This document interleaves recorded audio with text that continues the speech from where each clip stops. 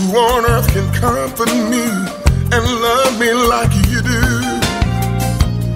Who could ever be more faithful and true? I will trust in you. I will trust in you, my God. Who can satisfy my soul like you? Who on earth can comfort me and love me like you do? Who could ever be more faithful and true? See, I will trust in you. This is the Citi Breakfast Show, the city's biggest conversation. The Citi Breakfast Show, rise above the noise. Victorious warrior, and Lord of everything. My rock, my shelter, my very own. Blessed Redeemer, who reigns upon the throne. Oh yes, there is a fountain. Who is the King? Victorious warrior. Yes, he is. My rock, my shelter. He's my very own. Blessed Redeemer. Who reigns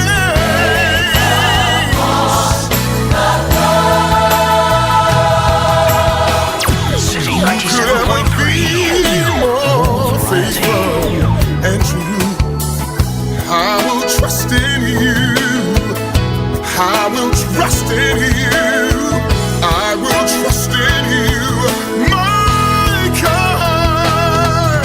There is a fountain. Who is the King? Victorious. And the Lord of everything. My rock, my shelter. Very own.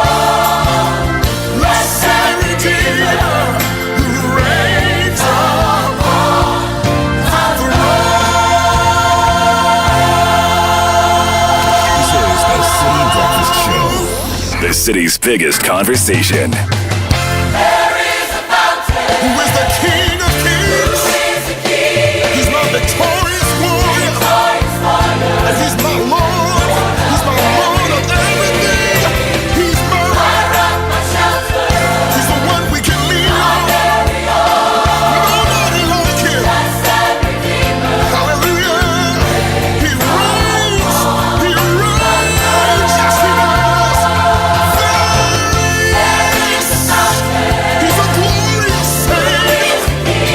He's a wonderful God. And he's the Lord of everything. My very own. Blessed Redeemer. And he reigns.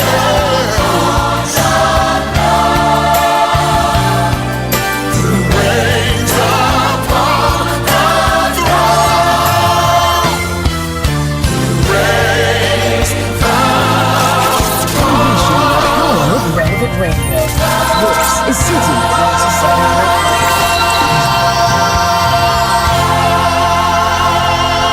27 after 6. Tuesday morning.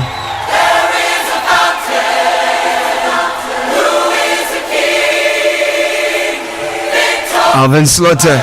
Who can satisfy?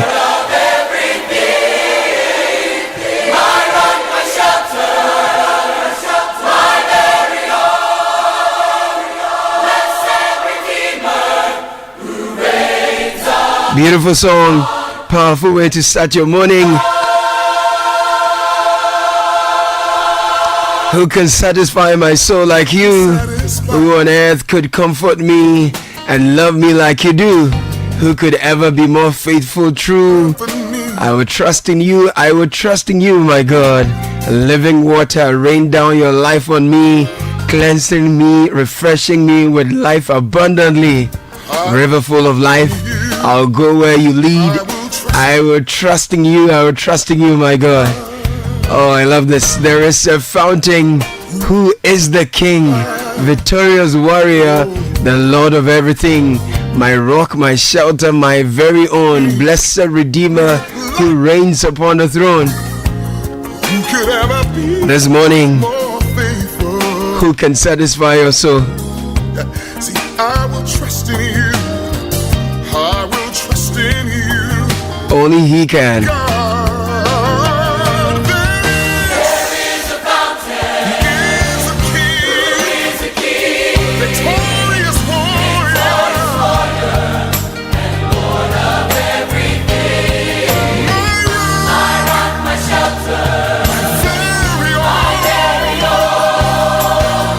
Blessed Redeemer. It's intriguing how people are searching for satisfaction in things.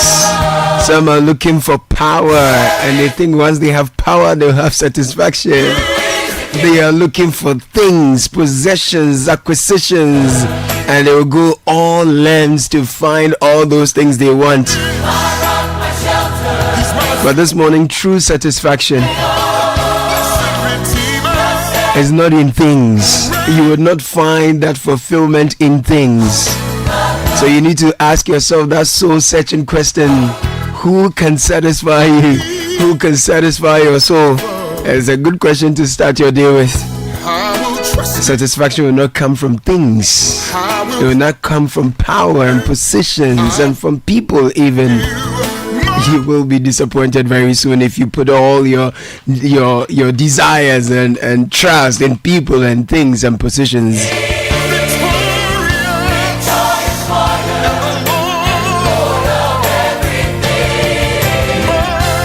But if you're looking for answers to who can satisfy your soul,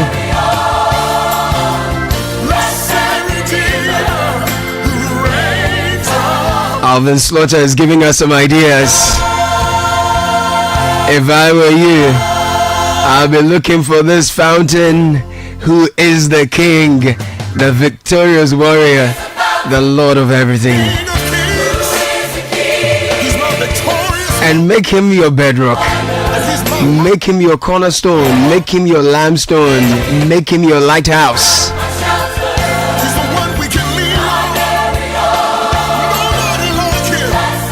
That way you find true satisfaction in your line of work. Whatever you have your hands find to do, seek to honor him, and you will find true satisfaction. That's exactly what we want to do here today on 97.3 Citi FM, Citi Breakfast Show. My name is Caleb. Could have so much to do today. I'll bring you the news review, which is brought to you by Total Excellium and Piva Beverages. Premium fuel with amazing 3-in-1 power. Total Energies introduces Excellium with new formula. Additive enriched fuel with powerful 3-in-1 action that cleans your engine, extends its life, and lowers your fuel consumption. Thanks to the cumulative effect of its anti-corrosion, anti-wear, and detergent additives, Excellium new formula also lowers your vehicle's fuel consumption while reducing CO2 emissions. So experience the difference with Total Energies Excellium new formula. Choose Excellium, choose quality. You will get satisfaction in Piva, trust me. You will enjoy the Piva color flavor, cola flavor, perfect fit anytime. We have the Piva cocktail fruits drink, Piva grapefruit Piva tangy fruit drink, besting with tangerine flavor. We have all the flavors: Piva cola, Piva orange, Piva cocktail, Piva grape, and Piva tangy. So grab yours today. We're available now at your local store. Call us 0550-032-231. Piva is a taste you will love. It's a heavy news week. So much happening today. We'll be breaking it all down for you on your favorite. My name is Caleb Kuda. Welcome to the Citi Breakfast Show. This is the Citi Breakfast Show, the city's biggest conversation.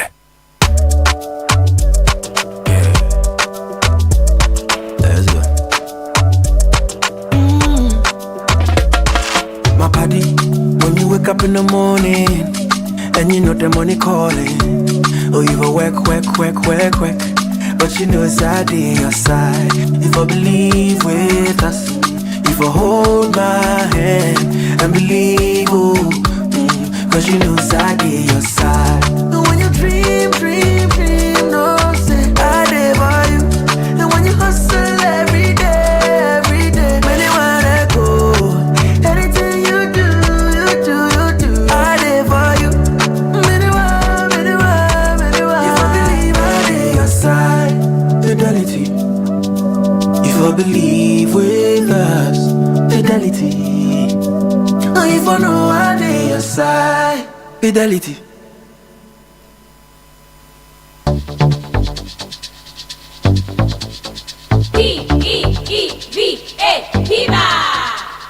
Looking for a burst of flavor in every sip?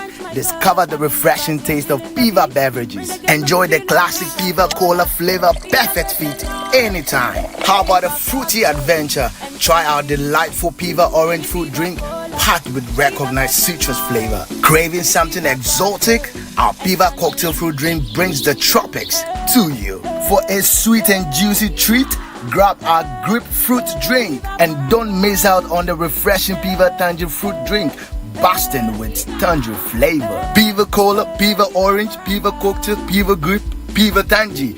Grab yours today. Available now at your local store. Call us on 055-00-322-31. Piva, a taste you love. This advert is FDA approved. P for Piva. Oh, jump on now. Go. Google me. At what time when you come back where I don't hear the sound of your car? Why you buy new car? No, I don't change my car. It be the same ride. It be the fuel way I change. Way one shouts it. Ever since I started using the all-new Excellium Premium Fuel, fortified with 3-in-1 action. Oh, Joe, now my car they run like electric car. No, it's so. This is the type of fuel where they want to. Cause now engine they cost. Where they want for way if I buy it go protect my engine. And with the small way I buy, I go drive, sir. Absolutely. It's like strapping a turbocharger to your engine and giving it a protector. And what they bust my mind self be the 3-in-1 action, no? Excellium they prevent up to 99% of deposit. It be anti-wear, some be anti-corrosion. Won't pay when I open them. Hey, so where can I find this magical fuel? Just head over to any Total Energy service station and your car will thank you. Hey, then make a finish my go be fast, then rush go Total Energies. My friend, but why your hand my go be inside? I give you info. Make a feel the go be too small. Go.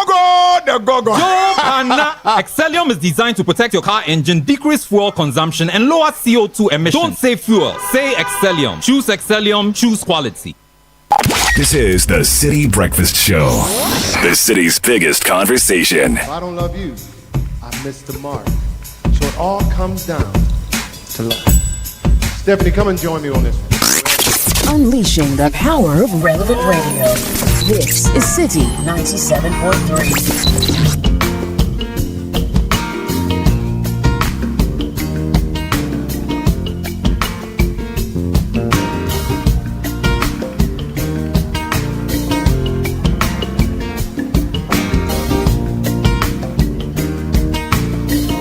We're gonna teach you this song. Come on, sing it. I said, It's time for the news review. But I didn't know Koku Abla joins me in the studio together with Godfrey Akoto Buafo. That's the only word. New appointments today, and inauguration has happened elsewhere, and things are changing. A lot of vetting also happened, more to happen today. Good morning, gentlemen.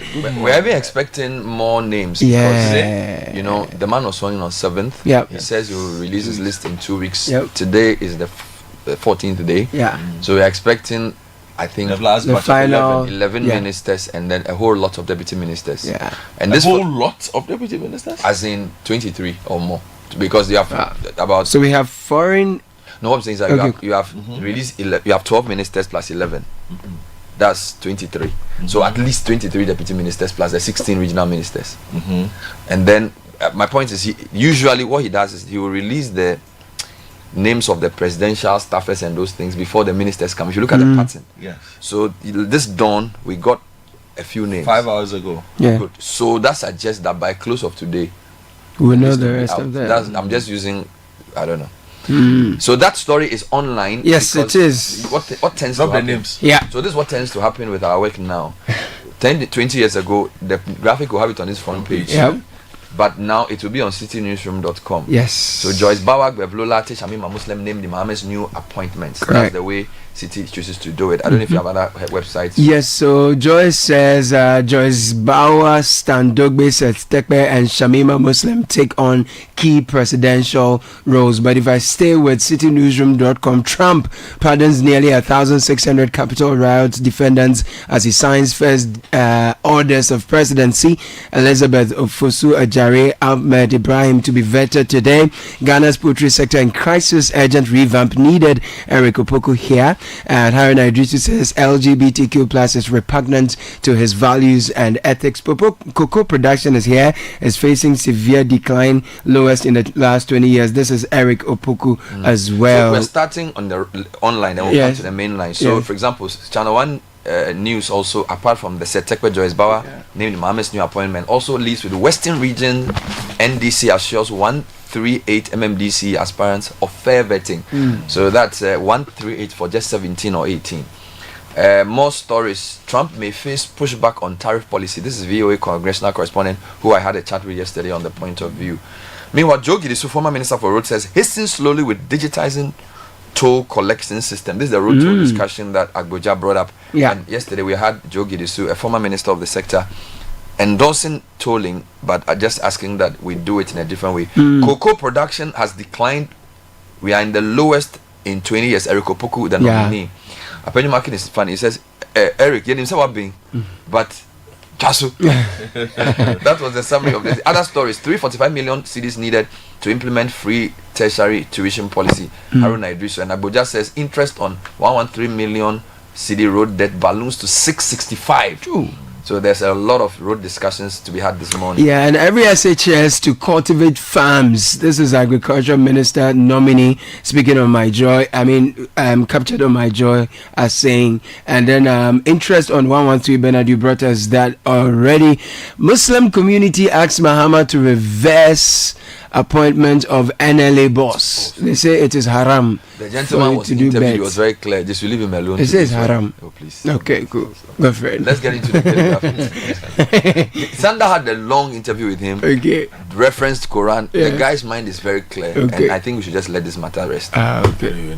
Front page of the Daily Graphic, Bernard, the vetting of Kwame Governance Agboja, the minister designates for roads and highways, and they say 135 billion Ghana cedi debt hangs over a road sector. Haruna on the front page, free senior high school policy won't be cancelled. President orders prohibit Obuasi killings.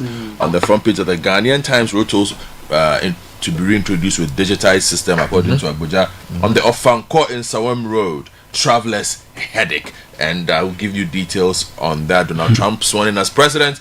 Also on the front page of the paper. If I take you to two business papers, let me take you to two business papers. Right. The business analyst has free tertiary policy. First year student to receive funds. City to remain stable this week after recording biggest loss last week. PMMC MD assures inclusive approach. Kwame Agboja and the road tolls on the front page of the paper. Now if you go to the front page of the BNFT, also talks about Agboja's vision for the road sector. Outlines a $10 billion infrastructure plan. Abolish premix fuel subsidy. This is according to ASEP. Cash incentives for fisher folks advocated. Now in the power sector, ECG leverages national identification card to curb revenue loss.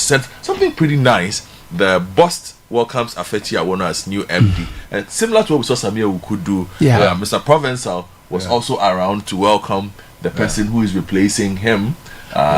It's very good. I think staff thereby. I think we should encourage more of that. Indeed, I saw this first in 2017 when Shelley Akobocho was welcomed into the foreign ministry by Hannah Tete. They even had a whole event to hand over officially. So that's what mature people do. Now let's get a few more of the business headlines from Graphic on the Graphic Businesses front page. High interest rates choke businesses. Stanbic CEO, economic reset must be people focused. Professor Bokben. The Economy Times says Ghana IMF commenced renegotiation of ongoing financial program. Ghana's economy to grow further amidst forex stability. ECG makes it to the front page of the paper as well. And finally, from me, the front page of the Chronicle says war of nerves in Parliament are here for forced to suspend sitting. Acting upon Mahama's directive, Dampare probes 2020-2024 election killings. Special investigative team has already started work. And the Bible verse for this morning, Titus 3:1. Titus 3:1.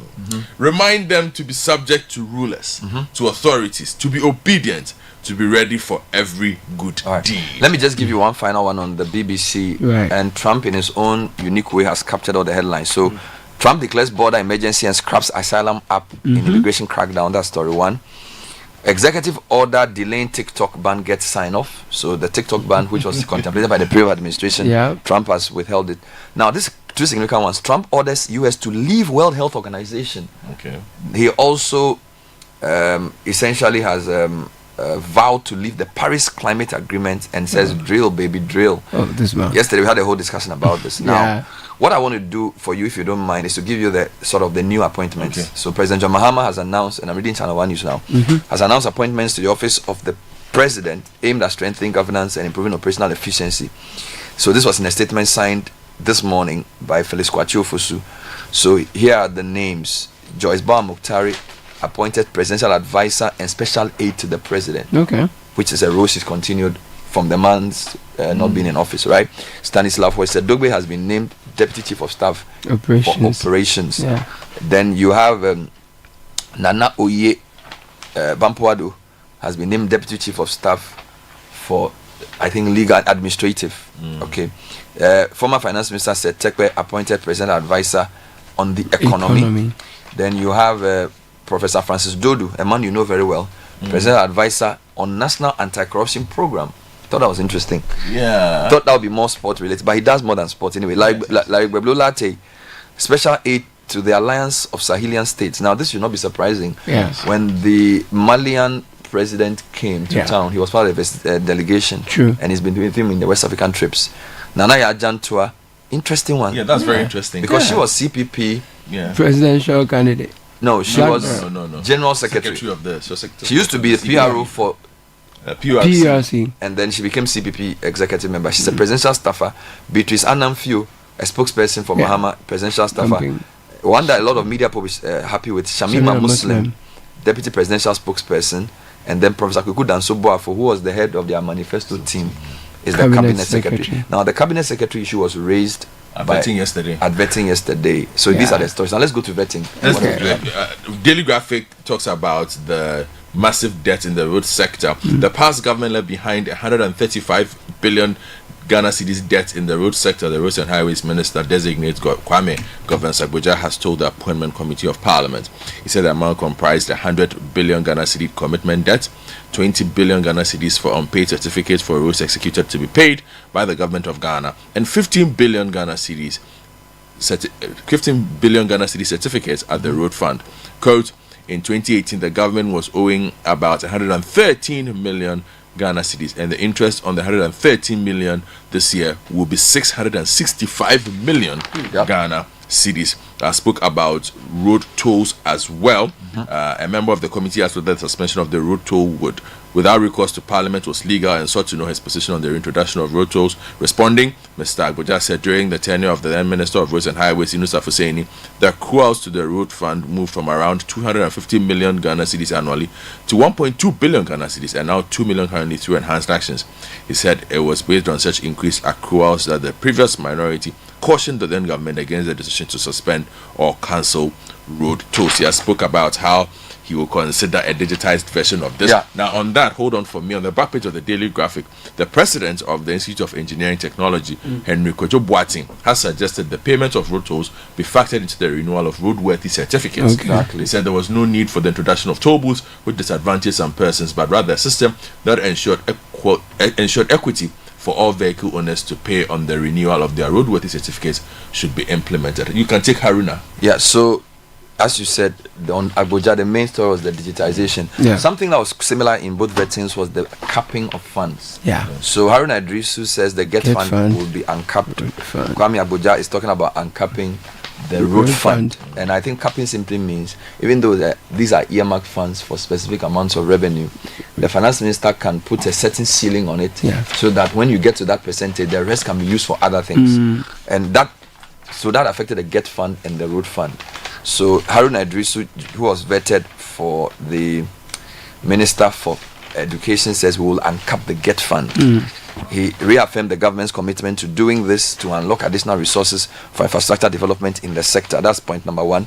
Point number two from Haruna is that the free tertiary tuition, now everybody's changing the name. Some call it free tertiary, some call it no fee for whatever. Something. He says it's going to cost 345 million cedis. He said this during the vetting. And then in a quite poignant moment, he says he has no regrets over his conduct as minority leader, because there was a question about how he was removed. Now, in the third vetting, we had the Eriko Poku, and he essentially spoke about cocoa sector. And then he also complained about the low production in the sector, and then he pledged that he will revamp the poultry sector, which he says is in crisis. Now, I'll stay with the vetting. Page 17 of the Daily Graphic is reporting on something that is irritating a lot of viewers. Appointments Committee session stalls over procedure and mandate. Again, Dixon Walanyo Doche writes that drama unfolded in Parliament yesterday as the Appointments Committee vetted 3 ministerial nominees for the Roads and Highways, Education and Agriculture. Shortly after the first nominee, Kwame Gomez Abuja, had sworn the oath at about 10:30 in the morning, the minority leader, Alexander Fenwakin, and his side clashed with the chairman of the committee, Bernard Ahafo, who was also supported by the majority of the committee.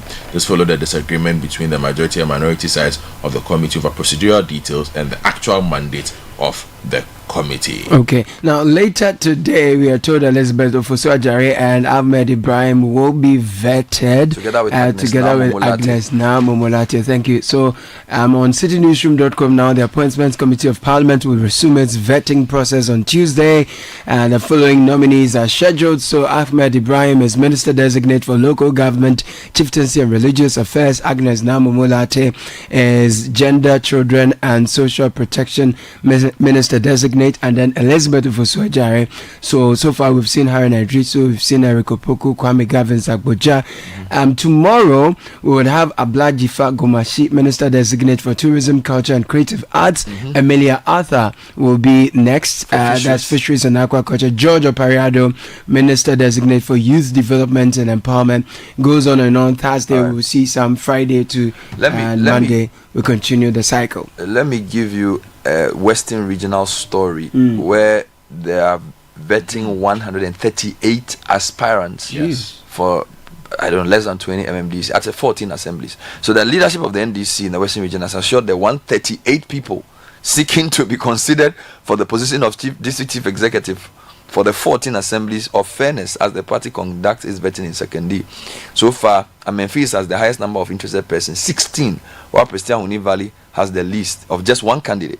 Now, speaking to Channel 1 News, Western Regional NDC Chairman Nana Toku assured candidates of transparent and fair process, urging them to call on their supporters to agree on the outcome of the vetting. So they even have supporters. I'll stick with that theme. Imagine going to a job interview with supporters. It's like I'm going to work in a bank and I carry like 200 people with me. No, but think about it. See how ridiculous this is. I'll stick with that for you and tell you about the Ashanti region version and the Tamale version of this. So on page 9 of the Ghanaian Times, the NDC has completed the vetting process of 569 candidates seeking the role of Metropolitan Municipal and District Chief Executive in the Ashanti and Northern regions.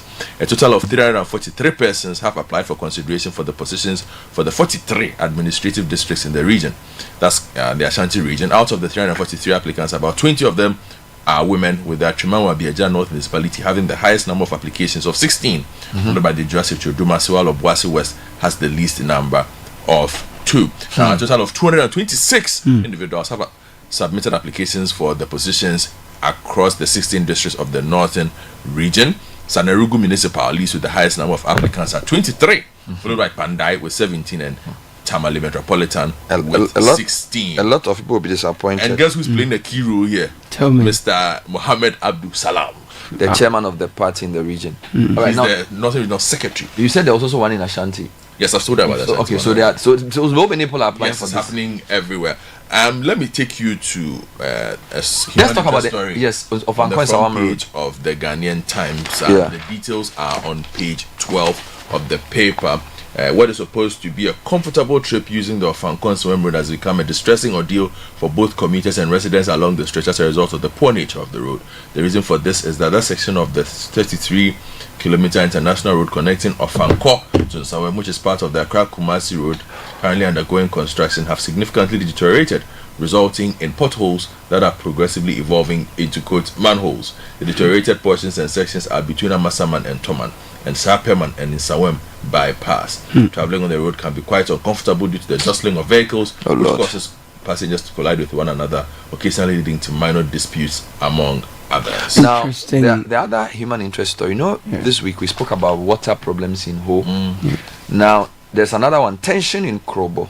Over 6-month water crisis. Krobo youth groups petition PURC. Citi FM is reporting that 2 youth groups in the Krobo area, Kloma B and Kloma Hengi, have petitioned the PURC to address a 6-month-long water crisis affecting several communities. Now, the disruption in water supply attributed to construction works on the Somanya Dumasik Pong Road has left residents in areas such as Sawe, Atua South, Kojonya, and Odumasi South in dire condition. Students in various senior high schools are feeling the brunt or bearing the brunt of the lack of water, and there's also rising tension, and basically that's what the problem is. They've sent a joint petition dated January 14 to the PURC asking them to deal with the matter. Right, and I don't know what the PRC is saying. But let me just take you elsewhere. Trump declares border emergency and scraps asylum up in immigration crackdown. BBC, from behind his desk in the Oval Office, Donald Trump, president, signed a flurry of executive orders and decrees amid aimed at cracking down on immigration, from an order tackling the definition of birthright citizenship to an order declaring illegal immigration at the border a national emergency. Trump swiftly made moves on his promises to tighten the US-Mexico border, but some of these orders, particularly any order that aims to change the definition of birthright citizenship, are likely to face steep legal opposition. So the era of there's Trump, so many things. because So, for the example, golden era. He says they are leaving the Paris Agreement. He wants to meet Putin and wants Ukraine war over as quickly as possible. Too many things. He says that they're not going to allow people from Mexico to enter the US. So now we are told the Mexican border town has declared a state of emergency as Trump pledges mass deportations. He says the Panama Canal they give out foolishly, they will take back. I mean, in one day, the kind of things that Trump has done. I mean, look, it's a whole. I had an interview. He will talk about that. It's a whole thing to be studied. He wants to reshape American politics and global. He has 4 years. Charlie. Meanwhile, stock markets cautious as Trump signs new tariffs. So much more happening. I'll take you to South Africa, and I'm reading the story because what's happening? They are dealing with illegal mining, and you see, what's happening? A serious country, small, a small serious country. South Africa's a different approach. Have launched a manhunt for an alleged kingpin who is accused of controlling operations at an abandoned gold mine. So they are looking for somebody, a person named James New Choile. Okay, say that this man, proper kingpin. So that's the approach they are using. They have put his face out there. They are looking for him. Wow. Whoever helps him, according to the story, you will be in trouble. So the authorities are not thinking about votes and elections. They have found a proper kingpin. They have named him, and they're all out for him. They have put him in the newspapers. Say it's from the Sutu. Wow. We are looking for him. We've been doing this in Ghana for how many years? They haven't told us one big man. Not one. There's another story I want to give. Nigeria agrees to 50% telecom price hike after lobbying. So the operators in Nigeria wanted a 100% increase in the price of tariff rates. But they've not been increased since 2013. So Nigeria's telcos are also dealing with that. Nigeria really does well with protecting consumers when it comes to these things. I think Nigeria's regulatory systems are much better. partly because their political class are deeply involved in the private sector. So they are able to prevent imports, they are able to also fine companies because they have a bigger market. Here, somehow our regulators are quite timid compared to Nigeria. Yeah, very timid. Compared to Nigeria. But we are not saying they should be more heavy-handed. They should just be reasonable. Yeah, man. So that was a news review. Thank you, Bernard. Thank you, Godfred. This is the Citi Breakfast Show, the city's biggest conversation. Join the conversation on the Citi Breakfast Show on Facebook at facebook.com/Citi97.3, Twitter at twitter.com/Citi973, and Instagram at instagram.com/Citi973 with the hashtag CitiCBS. This is the Citi Breakfast Show, the city's biggest conversation.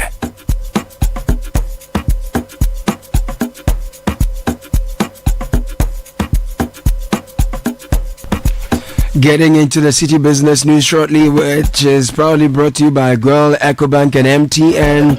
Girl says good energy brings you Girl Super XP, ideal choice for most vehicles. Go fuel up your vehicle, enjoy the smooth ride. Girl Super XP quality gives you the correct choice when buying regular fuel. Is fortified with special additive that gives longevity to your engine, makes your engine perform to the max using minimal fuel, and is suitable for most vehicles. So what are you waiting for? Go to Girl Good Energy and fuel up. Why wait to own your dream phone when you can have it now without breaking the bank? With MTN Pick and Pay Later, you can now own your perfect smartphone and pay in easy installments over 4 to 6 months, just as Neela Telate did.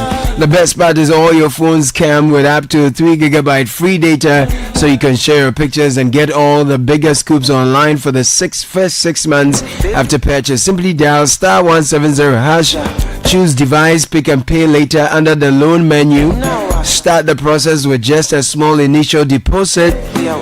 You then stop by any MTN service center to grab your dream phone and enjoy the ultimate smartphone experience. And EcoBank. Oh, EcoBank. They say don't get scammed this season and beyond. Fraudulent activities are and the increased scammers are all over the place seeking to steal your money. Be extra vigilant. Never trust any phone calls, text messages, emails from anyone posing as a staff seeking to assist customers to update their bank details. They create that impression that they work with EcoBank and they are calling to ask for your account, your card details, or help you link your Ghana card to your bank account or offer unsolicited assistance. Please ignore them. When they send you a link, do not open. Delete their messages and do not pick their calls. When in doubt or you feel insecure, call this toll-free number 0800 0032225. Please be mindful, don't get scammed. Unleashing the power of relevant radio. This is Citi 97.3. And Neela Telate joins us for the City Business News. Good morning, Nee. Good morning, Caleb. How are you? I'm fine. How are you too? I'm well. Well, hello, welcome to the breakfast edition of City Business News on 97.3 Citi FM, proudly brought to you by MTN, Goyle and EcoBank. Coming up this morning, government appoints former Finance Minister Seth Tepe as presidential advisor on economy. Also, constant fuel supply, better pricing regime, among others, top agenda for acting CEO of the National Petroleum Authority. And later, Ghana ranks first in global mobile money regulation with the details from the latest World Regulatory Index.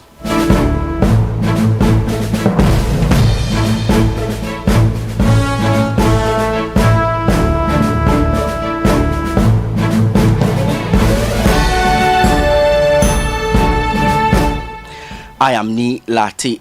Many thanks for joining us this morning. Details of our stories now. Former Minister of Finance Seth Tepe has been appointed by President John Dramani Mahama as the presidential advisor on the economy. His role will be to provide strategic counsel to the president on critical economic issues including fiscal policy, debt management and strategies to boost economic recovery.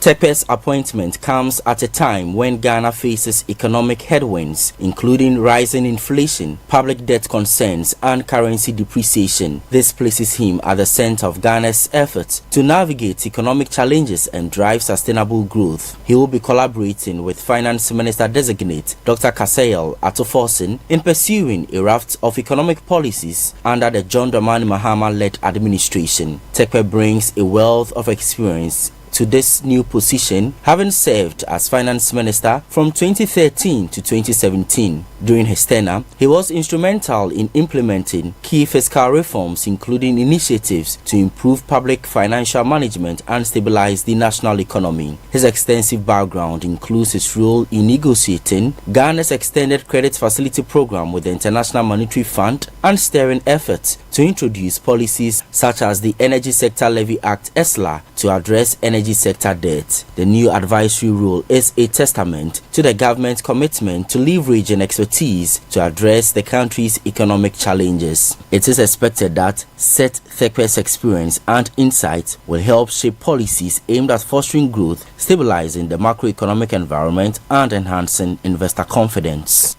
A while longer on the president's appointment and the economy, because with fuel costs directly impacting businesses and the broader economy, the downstream petroleum sector is at a crucial juncture as Edudzi Tamaklo assumes the role of acting chief executive officer of the National Petroleum Authority. In the following report, my colleague Daniel Sakite looks at some pressing issues that will demand his urgent attention. The high cost of doing business coupled with overtime. Edudzi Tamaklo assumes the role of acting chief executive officer of the National Petroleum Authority at a critical moment when fuel shortages were being reported in the north. The MPA at the time announced measures to resolve the logistical issues that have disrupted petrol supply in the affected areas. This involved granting oil marketing companies special permission to load petrol from the bulk energy storage and transportation company's depot in Kumasi to supply the 5 northern regions, among other measures. As Edudzi Tamaklo steps into the role of acting chief executive officer of MPA, ensuring nationwide fuel availability remains a pressing priority. The ongoing surge in fuel prices, with petrol and diesel approaching 16 cedis per litre, presents another challenge as the public and businesses' outcry over affordability grows. It remains to be seen whether or not the acting MPA boss will liaise with government to employ measures such as suspending petroleum product margins, a tactic previously used to curb price increases. Already, industry players like Africa Center for Energy Policy have been raising concerns over levies and margins imposed on petroleum products. Kojo Yauche is policy lead for petroleum and conventional energy with ASEP. We don't want MPA to be receiving any margin. We are asking that those margins be converted to tax handle within the control of government, that those revenues accrue to government to be used for development purposes. Because MPA is already paid to do its work. Implicit in the cost of the product, there is money for it to do its work. So we don't want MPA to be in the business of collecting money for transportation, collecting money for this purpose of the product. No. Stick to ensuring there is enough product in the country and there is the quality of the products can be guaranteed. Another issue likely to confront the acting MPA boss is the 2024 petroleum products pricing guidelines. Under these guidelines, the MPA sets a price floor below which OMCs cannot sell their products. Industry groups such as the Chamber of Petroleum Consumers argue that introducing a price ceiling alongside the price floor is essential to balance market deregulation with consumer protection. Citi Business News' Daniel Sakite with that report. Now, as the Minister Designate for Trade, Agribusiness and Industry prepares to take a turn before the Appointment Committee of Parliament later today, stakeholders within the business sector have called on the nominee to pay critical attention to the many challenges confronting the sector and bring out policies to strengthen Ghana's trade partnerships and boost agribusiness as well as spur economic growth. My colleague Nashi Kasiza has more in the following report. The high cost of doing business coupled with overtaxation as well as an unstable local currency are a few of the many challenges facing local businesses. Despite the best efforts by the immediate past government to address these challenges, sector players contend that not much success was achieved. Anthony Morrison, who is the CEO of the Chamber of Agribusiness, opines that undertaking a comprehensive profiling of raw materials deposits and aligning with the global market is one of the ways the minister designates for trade, agribusiness and industry. Elizabeth Ofuswe-Jare can improve the sector. We should be able to have the raw material council where across the country all the raw materials are well aligned, they are profiled and all the value chain are aligned.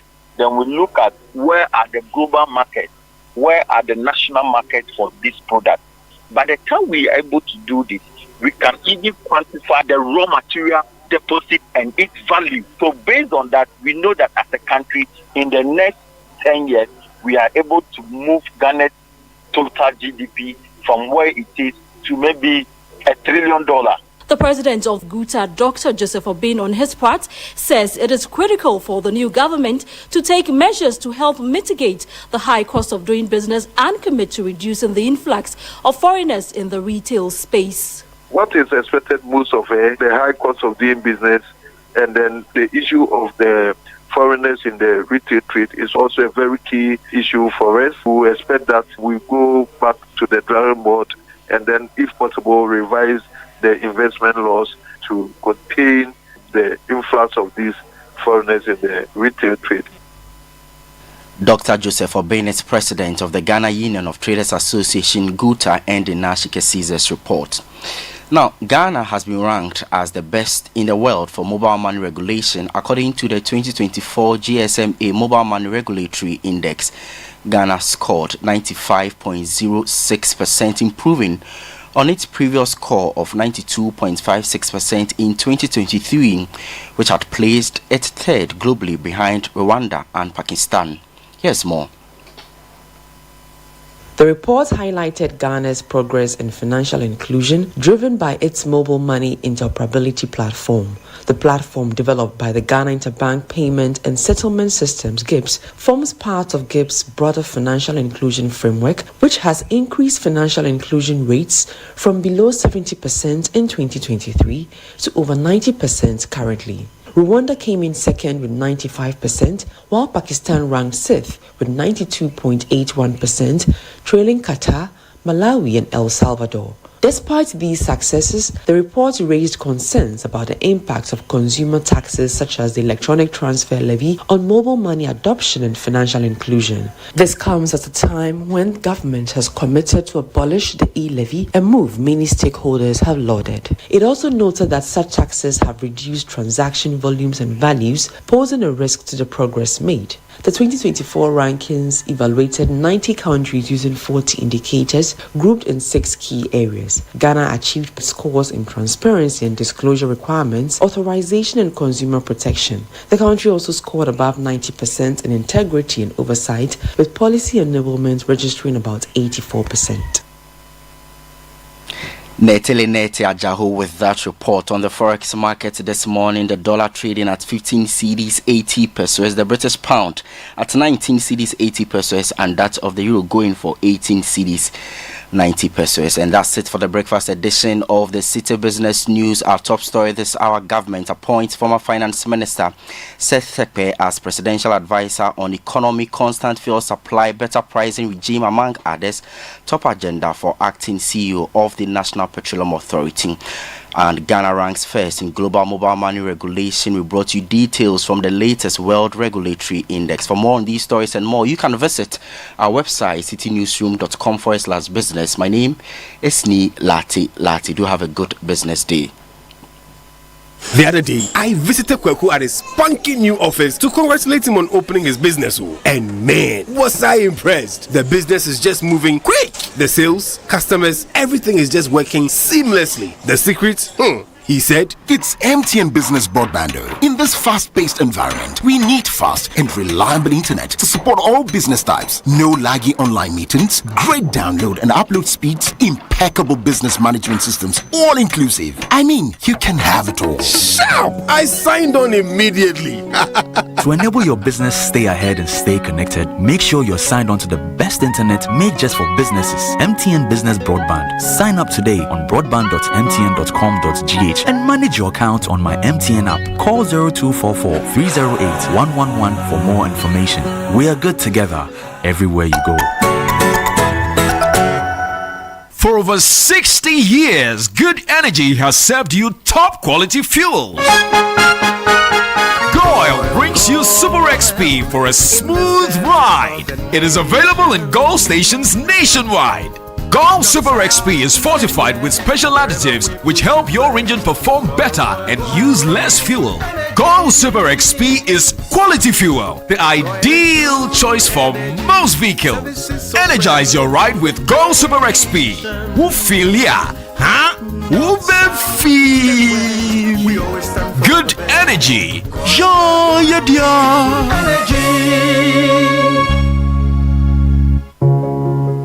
Every day, people have money emergencies. Ma, I need my school fees. Mommy chop money. Cratchet. Mommy rent. Emergency.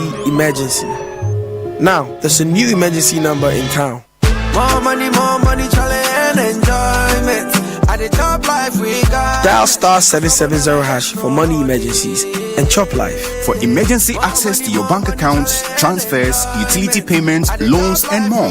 Dial star 770 hash. Bank on the go even without data with EcoBank's short code for digital banking. EcoBank, the Pan-African Bank. This is the Citi Breakfast Show. The city's biggest conversation. The Citi Breakfast Show. Rise above the noise. It's another one.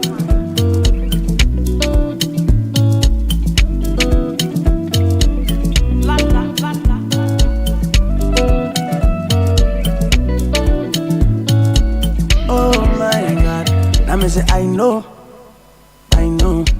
You do me bad, then you know. Miss you. 14 after 7, kickoff coming your way shortly, brought to you by Zonda Shell V Power. Zonda Ghana Limited says we are your one-stop shop for your quality trucks. If you're talking about Shantui bulldozers, excavators, graders, payloaders, rollers, power pickups, TX trucks, and oil tanks, all made and assembled right here in Ghana, talk to us. We provide top-notch after-sales service for all your heavy and light-duty trucks and machinery needs. Visit us today at any of our 7 branches around the country and also at the head office off the Tema Plow Road, close to the Free Zones Enclave in Tema. Please call us now 050-177-222, 050-177-333. Zonda Ghana, built in Ghana, building Ghana. So experience unbeatable engine efficiency with Shell V-Power. Your engine deserves the best. And Shell V-Power, with Shell V-Power, you can maintain optimal performance with unbeatable performance to protect it against performance-robbing engine deposits. Say hello to unbeatable efficiency with Shell V-Power. Shell, go well. I go mad gun chatting at the A.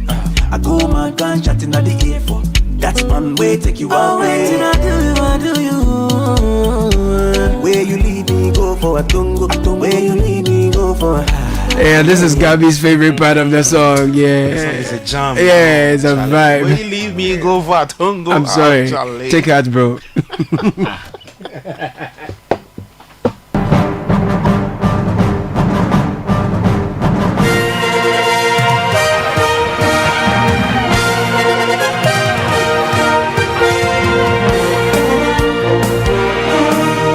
Tuesday morning, welcome aboard to Kickoff on 97.3 Citi FM. I am Gabby of many thanks to Shell V Power and Zonda GH. A lot on the table today as UEFA Champions League night. We'll get into that a bit later, and then we'll get some reactions on the Black Stars Management Committee. We have just some few months to the 2 games in the 2026 FIFA World Cup qualifiers. 2 games against Chad and Madagascar. There's more coming up in the next 10 minutes.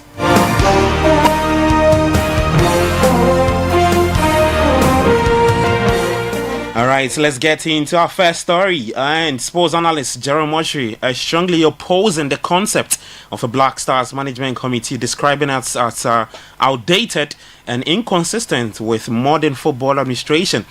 Well, his comment followed the GFA's recent reconstitution of the Black Stars Management Committee, which includes the appointment of former Black Stars captain as the vice chairman, that Stephen Appiah, tasked with player relations. Ochi argues that the committee's past members have failed to achieve any significant success with the team in recent years, reinforcing his position that the committee should be abolished. I think the whole idea and the whole reconstitution of the committee is akin or can be likened to the saying by Jesus in the Bible that if you put new wine in old wineskin, eventually because the wineskin is weak, it's old, it will burst, it will tear away, and I mean it will be work done zero. That's how I see what the GFA has done. It is not about the personality. It's about the concept of having management committees, and in particular case, that of the Black Stars, having to reconstitute it for the third time. Don't forget, when Kurt came into office in 2019, there was an arrangement like that from the normalization committee or so. But, I mean, he formed a committee at that time. When we went to the AFCON in 2021 and it didn't work, there was pressure on them to sack the coach. The coach was sacked. There was pressure on them to scrap the management committee. Eventually, they bowed to that pressure and changed the committee. So we had another one, and after the AFCON 2023, the same thing happened. The coach was removed. We had to reconstitute the Black Stars Management Committee. So, in my view, the concept is wrong. It is not in tandem with modern trends of running the game. More so, a national team. So, what they have done, we can only hope that what they aspire to achieve or will come to pass, because their success is our success. All right, Jerome Oche also raised concerns about the role assigned to former Black Stars captain Stephen Appiah in the newly constituted Black Stars Management Committee. If you take, for instance, the role that Stephen Appiah is going to play, they say he's going to be as a link between the technical team, or is it the FA, and the players. Then what's the job of the coach? What's the job of the team manager? What's the job of the technical team? Doesn't the technical team, its structure, has a component that accommodates player issues and is able to deal with player issues? Do you need a management committee member to come down? Yes, he's an ex-footballer and a good one at that. So he comes down from his office as a management committee member to manage player relations. Exactly what is the job of the coach? The Black Stars coach, our premium national team.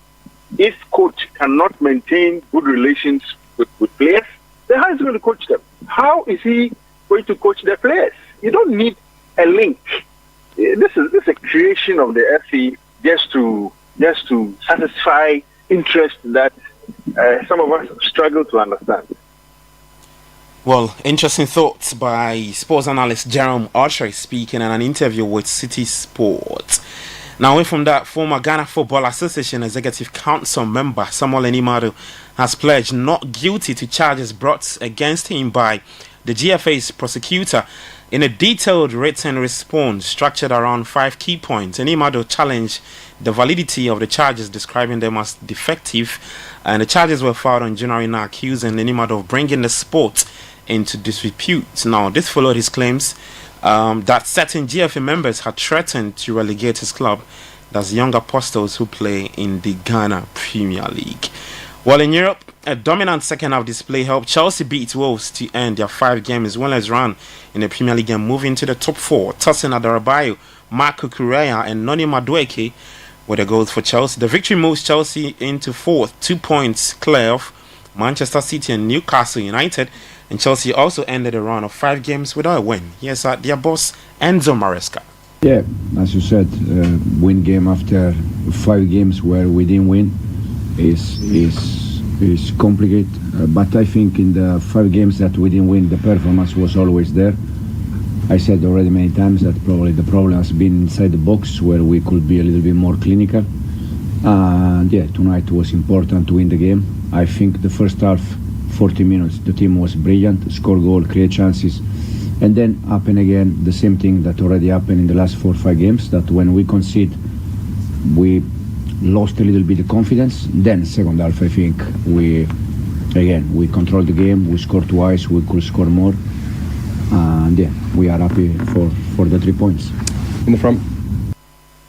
All right, happy with the 3 points. That's Chelsea boss Enzo Maresca. On the part of Wolves, they've now conceded league high 51 goals, remaining 17th, and Victor Pereira's side are only outside of the relegation zone on goal difference. Away from the English Premier League, let's get to the UEFA Champions League.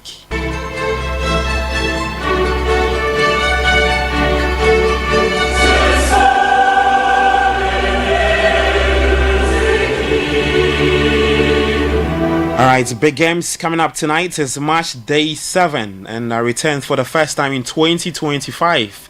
Well, the final 2 weeks of the league phase action begins tonight as teams push to land inside the top 24, with several high-profile clubs battling for survival in the final rounds of play. We have 2 games kicking off at 5:45 p.m. Atlanta will play Sturm Graz. Monaco are up against Aston Villa. And for the 8 p.m. batch of matches, there's Slovan Bratislava up against Stuttgart. Club Brugge will play Juventus. Atletico Madrid up against Bayer Leverkusen. Benfica take on Barcelona. Liverpool will play Lille. And for Liverpool, they've won all 6 games in the UEFA Champions League this season, scoring 13 and conceding just 1. Well, Arne Slot was asked if his team is the best in the world.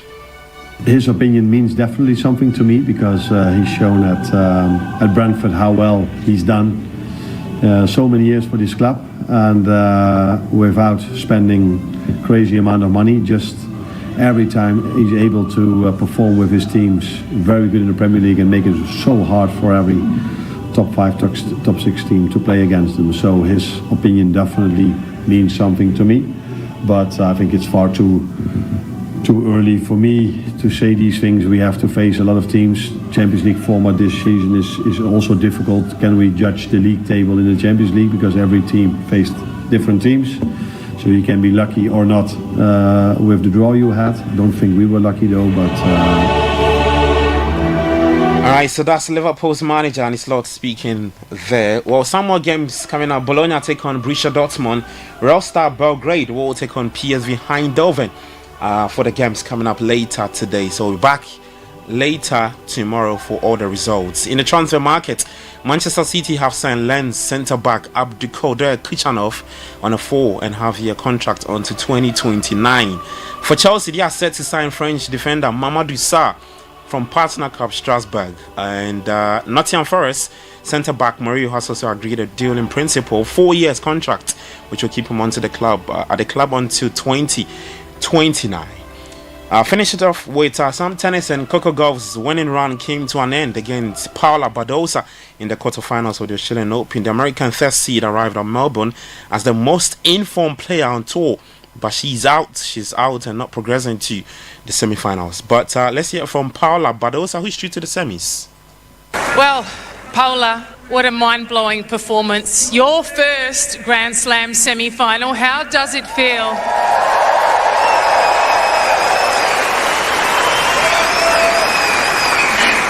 Emotional. I'm a bit emotional. As you know, I'm a very emotional person, and overcoming something like this, the last slam, the quarterfinals were very tough. So today I came in. I wanted to play my best game. I think I did it. Coco at the beginning, she was playing insane tennis, but I'm super proud of the level I gave today.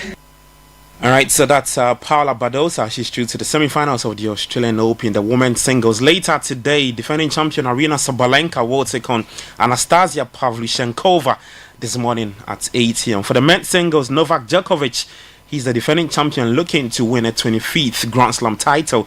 He's in action at 9:30 a.m. against Carlos Alcaraz from Spain. There's more tennis news later at 5 p.m. on Sports Flash. Kickoff was proudly brought to you by Shell V Power, Zonda GH. I am Gabi Affair. Enjoy the rest of your day. Do take care of yourself, and bye-bye. Guys, Charlie, you know that mining contract I've been chasing for years? I just got awarded the deal. But the issue is where to get the right and quality heavy-duty trucks to execute this job here in Ghana. Relax, my guy. Remember my recent construction deal at Pokwase? Zonda sorted me out. Zonda? What? Who is that? Zonda Tech Ghana Limited is your one-stop shop for machinery, heavy and light-duty trucks, and pickups. They have the Shantui bulldozers, graders, payloaders, rollers, poor pickups, 4-land light trucks, TX trucks, and oil tanks. Made and assembled right here in Ghana with top-notch after-sales service and standard prices. Made in Ghana. This is amazing. You haven't seen my Zonda Power pickup, which I take to the office? Strong, durable, and tough on our roads. Hey, that's from Zonda too? Absolutely. Zonda is the right place for you, my guy. Oh, now I am sorted with Zonda. Zonda Tech Ghana Limited, your solution for heavy and light-duty trucks. Located at Tema, off the Aflao Road. Call 0501 772 222 or 0501 773 333. Zonda, built in Ghana, building Ghana. In a world where only the best survives, you need a fuel that can match your drive. A fuel with unparalleled protection for your engine, superior efficiency, and unrivaled performance. A fuel so unbeatable, when you get behind the wheel, you'll focus on what really matters. The journey ahead. That fuel is Shell V-Power, because no other fuel gives your engine better protection, better efficiency, and better performance. Be unbeatable. Drive unbeatable. Shell V-Power. Shell. Go well.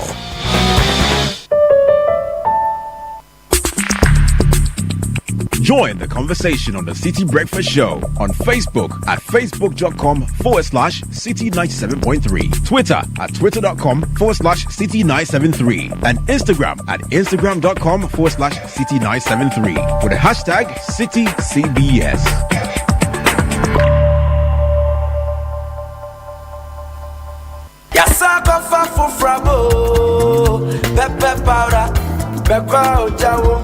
Sankofa pepe powder, Sankofa, Sankofa, Sankofa pepe powder, Sankofa, Sankofa, Sankofa pepe powder.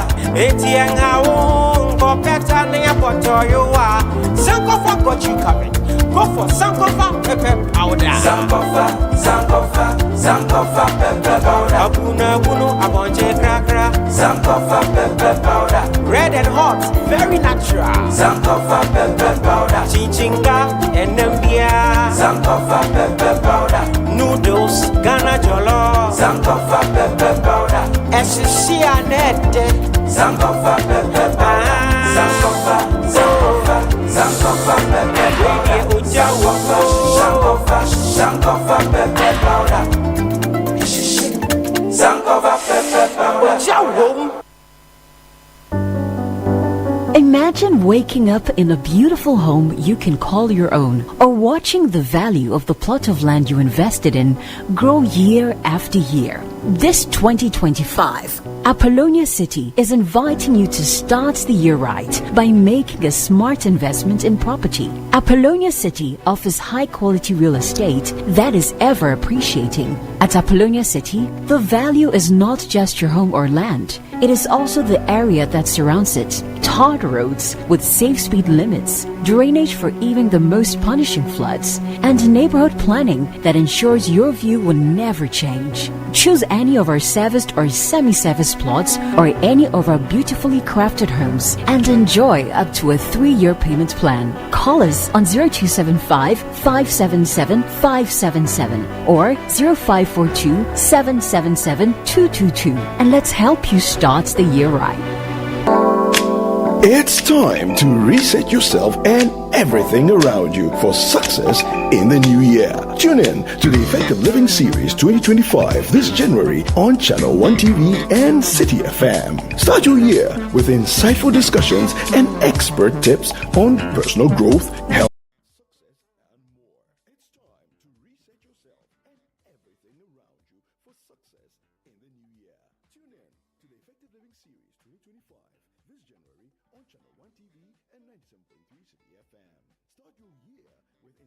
Discussions and expert tips on personal growth, health, success, and more. From the 6th of January, join Apioko and Caleb Kuda as they engage our guests with various expertise on the Effective Living series for a comprehensive guide to resetting your life in 2025. Week 1 kicks off with Personal Reset. Week 2 focuses on resetting your personal economy. Week 3 is all about resetting your health. Week 4, resetting business. Calibrate, remodel, and rebuild. Catch the Effective Living series live on the Citi Breakfast Show on 97.3 Citi FM at 9 a.m. and on Breakfast Daily on Channel 1 TV at 9:20 a.m. Monday through Thursday. Don't miss out on transforming your life for the better every week only on Channel 1 TV and 97.3 Citi FM. The Effective Living Series 2025 is powered by Channel 1 TV and 97.3 Citi FM and is proudly sponsored by Hallmark Cafe. Hallmark Cafe. Delight in every sip and bite.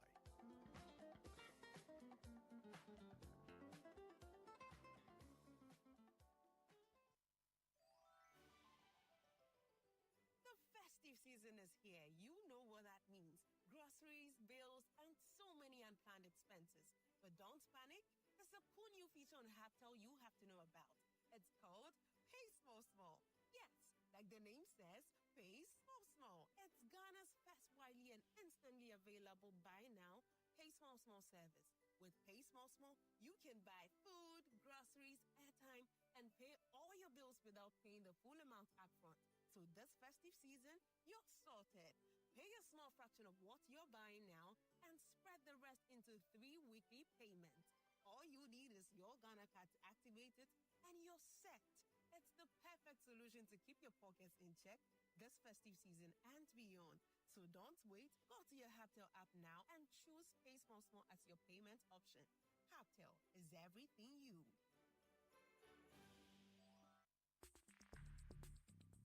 Join the conversation on the Citi Breakfast Show on Facebook at facebook.com/Citi97.3, Twitter at twitter.com/Citi973, and Instagram at instagram.com/Citi973 with the hashtag CitiCBS. This is the Citi Breakfast Show, the city's biggest conversation.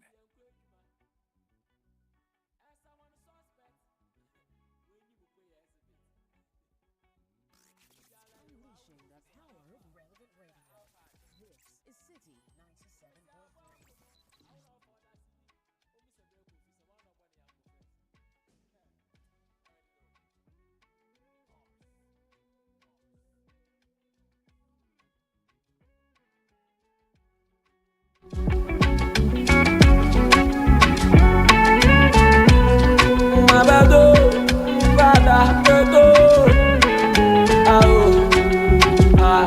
Adaba do Bifie ae buju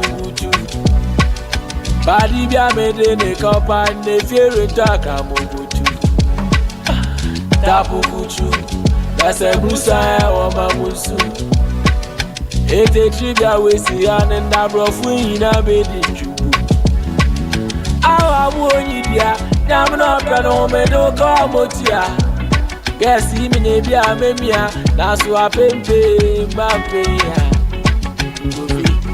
Ameda wansemi emi neba Awansemi emi neba Awansemi emi nebo Osabu Feel it awansemi emi neba Awansemi emi neba Awansemi emi nebo Papa Osabu Abe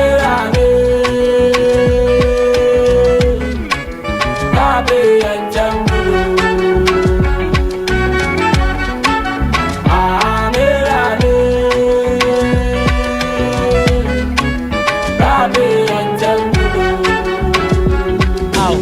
Life I did last so I bloody.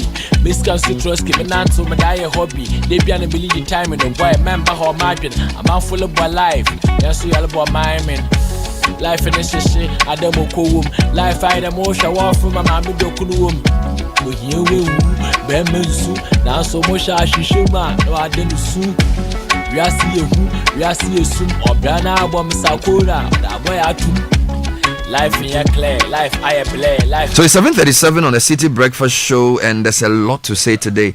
You know, yesterday we said it was going to be a busy day, and I spent most of the day listening to the vetting actively. You know the difference between monitoring vetting and listening actively to discuss it. Yeah. So the parliament met from like 10 and they spent 2 hours doing their ritual of basically arguing to decide who is going to be who. And then the vetting proper started at 12. Yeah. And it went on till 8, almost 9 p.m. I'm underwhelmed. By what? Most of the questions. The questions. Yeah. For which specific ministry? No, I'm getting the same vibe as the previous vetting. You know, which wasn't good at all. For the 8th Parliament? Yeah. I feel this is better coordinated. And No. the previous was better coordinated, and the questions were, weightier than I'm seeing now. Now there's too much. But don't forget that drama. in the previous parliament you had 137 Yeah. with equal membership. Yeah. Now you have 2/3, 1/3. So already the minority is disadvantaged. Yeah. Number two, we are also getting more experienced. We are all growing in our knowledge. Yeah. So what used to impress us 10 years ago will not impress us again today. True. Okay. Then number three, this is a new parliament. So it's better to compare this to 2017 and 2021. In terms of, this is a new government. Yeah. So in 2021, they already had their ways of operating. Yeah. So it was much easier to manage the process.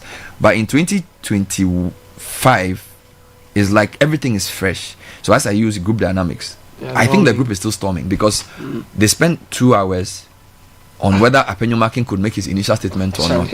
And you could tell the nominee was embarrassed. Yeah. And even the because chair was I don't think he was embarrassed, he was exasperated. Yeah. The chair was exasperated. Yeah, too. but because they are still, that's what I'm saying, the 2 hours was not about vetting because the minority wants to show what they will do.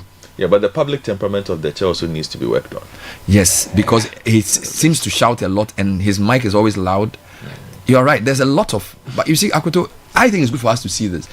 Sometimes I want to it's good see for it. us to see this because we need to know that this process is not some textbook thing. This is actually what happens, and this is how decisions are made. And the question is, can great decisions be made in an environment like this? We found a way. Let me ask you this: did you learn anything new that you didn't know as the man who sits in this chair? I'm not an ordinary person, so it may not be a fair question to me because most of the things they are being asked are things I work with every day. Okay, I learned a few things from the Agboja vetting. For example, he clarified the difference between commitment and cost to complete. What does it mean? You can say I've signed 3 contracts, each is 20 million, so the commitment is 60 million. Yeah. But that commitment is our initial estimation of the project. If the contractor begins the work and he begins to go through the materials, each project could end up at 25. Yeah. So 60 could become 75 easily. And the way he explained it, I didn't understand it like that. So that was one thing I learned quite clearly. Number 2, again from his vetting, I have always thought that once you have a toll, there must be a delay. And then, so the proposal will be that either toll or take the money from source, maybe when somebody is registering for DVLA. But he explained to the committee that you can still toll without the queue, which I thought was interesting. So I'll be interested in finding out more about that. Okay, so that's on the Haruna one. I didn't really learn much because they didn't properly vet him, in my view, and they claim that it is the convention or practice. Convention for leadership, and I thought it's a disservice because a man who's been leader of the minority, we know that the vetting is not meant to test the person's competence alone. It's also to send a signal of what he wants to do. So there is the capability test, and then there's also the public accountability test. So I think they could have said, we are not going to ask him questions on all those things that we know he knows already, integrity and all those things, but we want to see his mind for a very important sector like education. So to spend 2 hours arguing over procedure and then to now spend 1 hour 30 minutes vetting the second most consequential ministry in my view, apart from finance. It's a disservice to the public purse, because they could have vetted Haruna for 6 hours and you probably have answered all their questions. Yes. What we wanted to know was where, and see, Akoto, the educational sector has faced a lot of issues. Private schools feel persecuted by the government. PTAs have been silenced. Yeah. Heads of schools. You get me? Now here's a ministry that has the most employees in the country. We know Haruna is good, but that's not the point of the vetting. With a lot of labor problems. So for MPP to say, oh, we are going to yield to the minister who came with a lot of files to come and ask 6 questions. 6 questions which I could have written here myself. I don't think that was right. And I'm not saying the minister should make the nominee look bad, but we have argued in elections about free SHS funding. Run an entire campaign on it. Do you understand? You said they will cancel free SHS and all of these things. Now you have the man to interview him. Kofi Asari's view is that you don't let an outgoing minister interview a new minister like that. I agree with him. But now that the man has come, what I saw him do was to basically sort of get the nominee to assure him that he will not discontinue the process he has started, which is good for handing over. But that's not necessarily for vetting. You could have met him and said, okay, this is why I've done this and I think you should continue. And that is a very good thing to do. But for a public vetting, which is for our consumption, we need to know the man's mind about many things. I don't think they did justice to us there. Yeah. Number 3, when they were vetting Eric Opoku wanted to answer the questions and they were telling him to cut it short. And I'm saying, why are you doing this? The man has come prepared to tell us his vision for farmers. Then you are telling him that Chasu, you need to vetting.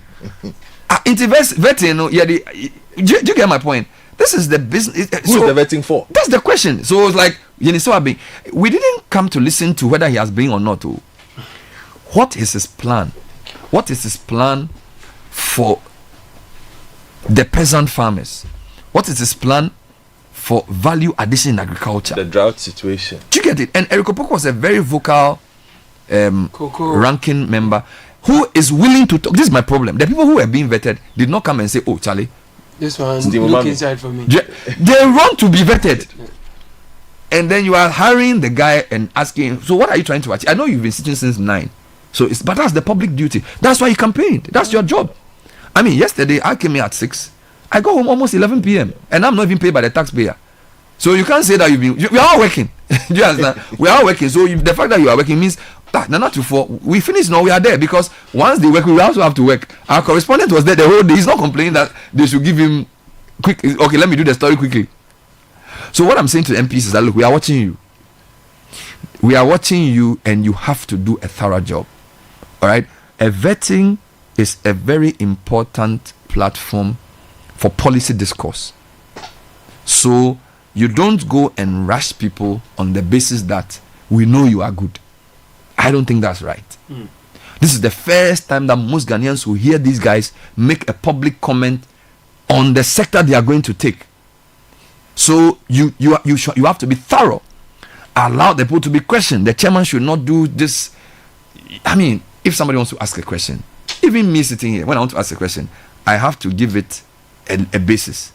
You can't tell somebody that just ask your question. What do you mean by just ask my question? If the basis of the question is wrong, the question itself will be a foolish question. So sometimes you have to lay a foundation. You need to allow the minority to lay. That's what you do, even in an interview. You can't just ask somebody, where did you go? No. What is the basis for asking that question? You have signed an agreement that at this particular time you'll be here. Having signed that agreement, can you now tell me where you were last night? That's how you do interview. You can't get up and say, oh, just ask your question. No, we are not kids. You get it? So on that basis, I agree with you that the chairman must allow people, because we've paid people money, we voted for them to go and sit there for us. So it's not like, oh, I'm the, no, you are, what? You just, like what? For what? Like, why are we so, like, I'm chair, like what? You get it? Let the people do their work for the taxpayer, because they must be scrutinized. They are going to occupy very high office. Let me tell you this. When you are an MP, it's different from when you're a minister. Do you know how many people will try to influence you to bribe you? Do you know how many people will try to get favors from you? Do you know what that means for the public purse? When somebody is a minister of do you know He's going to meet foreigners on our behalf. He's going to travel on our behalf. He's going to sign things. We need to assess them well. So let's make it serious and stop this and all these shenanigans trying to show who's good and stuff. Look, people voted with anger. The honeymoon will be over soon. They shouldn't try. So in essence, you're also underwhelmed. Continue. Anyway, we can ask about the public what they also learned. After it, I learned a few things, but I think that the vetting should be more thorough. Yes, and it's one aspect of our democracy I think we really need to improve. You know, I covered the vetting of 2017 thoroughly. 2017. Yeah, and 2021 as well. I think I was here with you on most of those days, and I feel that we really need to raise the bar. Yep. On this, I think we are letting the personal relationships interfere with the public rigor that is required. You know, it's very I scratch my back, you scratch my backish. You know, very. My reason for this is the state of our country at the moment does not allow us to be friendly and casual with some of these matters, particularly because most of the sectors in this country are in danger. Yes.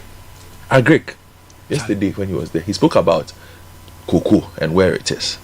When Kesel was vetted, he spoke about cocoa and the fact that we are number 2. Ecuador is touching our coattails. Yeah.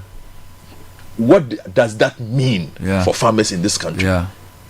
I'm sure Ekopoku has capacity to discuss what that means. Yeah. He has capacity to say what can be done. Yeah. Those were the kind of things I'm sure cocoa farmers, once it is translated or whatever it is, would say, okay, this is what the government has in place for us. Yeah. Education. Yeah. For the past 8 years, perhaps outside of the finance ministry, is the most consequential ministry we have in this country. Yes. I understand the stature. And yesterday when I was talking about it, people were like, well, Haruna's stature has earned him that. Stature. I agree. You do that when you meet in the lobby. Yes.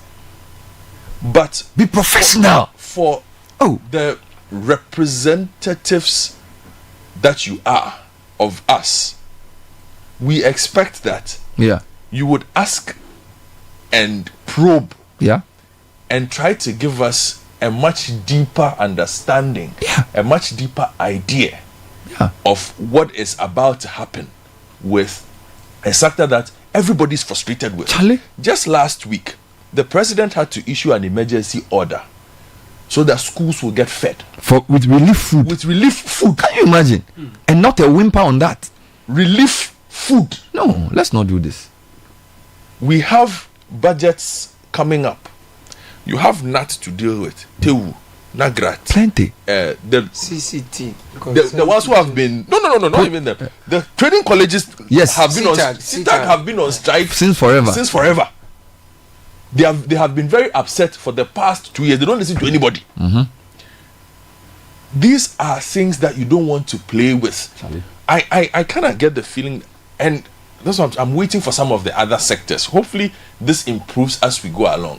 Akuto, gender we have is had coming up today. 6 of the most consequential ministries: finance, education, Agreg. No, even before AG and energy. These are the top 6. Energy spent an hour and a half. Very short and went away.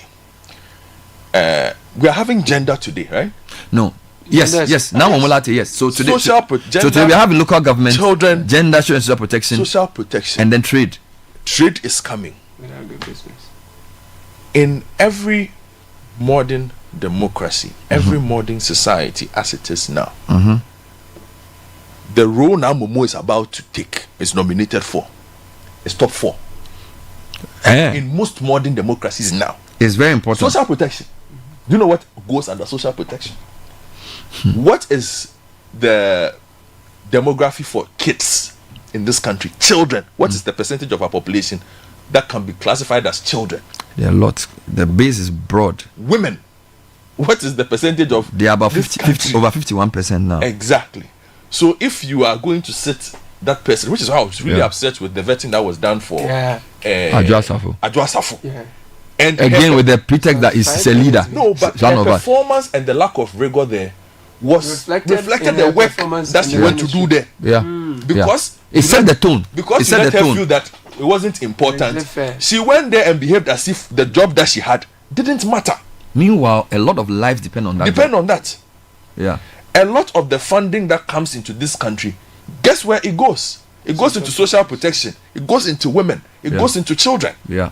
Yeah. So today, let them not come and sit down again and look at now Momo's face and say that, oh, you are our friend. We know you from long. We know you from long. Trade. This is a country that has been. What's the full name of the ministry? Trade, industry, and agribusiness. Yeah. Trade, industry, and so now they've added agribusiness to the ministry. Bernard, that is at the heart of any form of revival of this economy. Yeah. If this economy is to be sparked, agribusiness is key. Agribusiness is key. Yep. Trade and who we are because we've complained about trade and its implications. All the things that we've spoken about with exemptions, free zones, all those things are trade issues. It's not just KCL's business. Yes. These are trade issues. Yes. Cement prices, trade. All those things are trade. Yep. Tariffs, port operations. We want some depth. Export push. Indeed, Citi, let me tell you this. The currency is trade. Why? Because one of the problems you have is your balance of trade, which leads to your FX availability.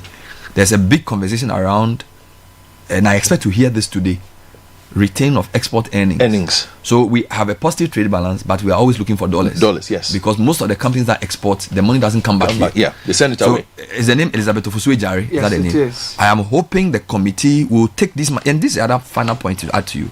Imagine if you have an 11-year-old watching vetting with you. Yeah. You see, you want your children to understand the way the world works. Do you understand? But we need to know as political leaders that the public is watching us. Shouting is not a resolution. We don't do that. The whole tone of the committee, I think what they should do when they are in confusion is to break and go behind the scenes and come back. Because you see, the way of course, some parliaments give punches. We don't want to go there.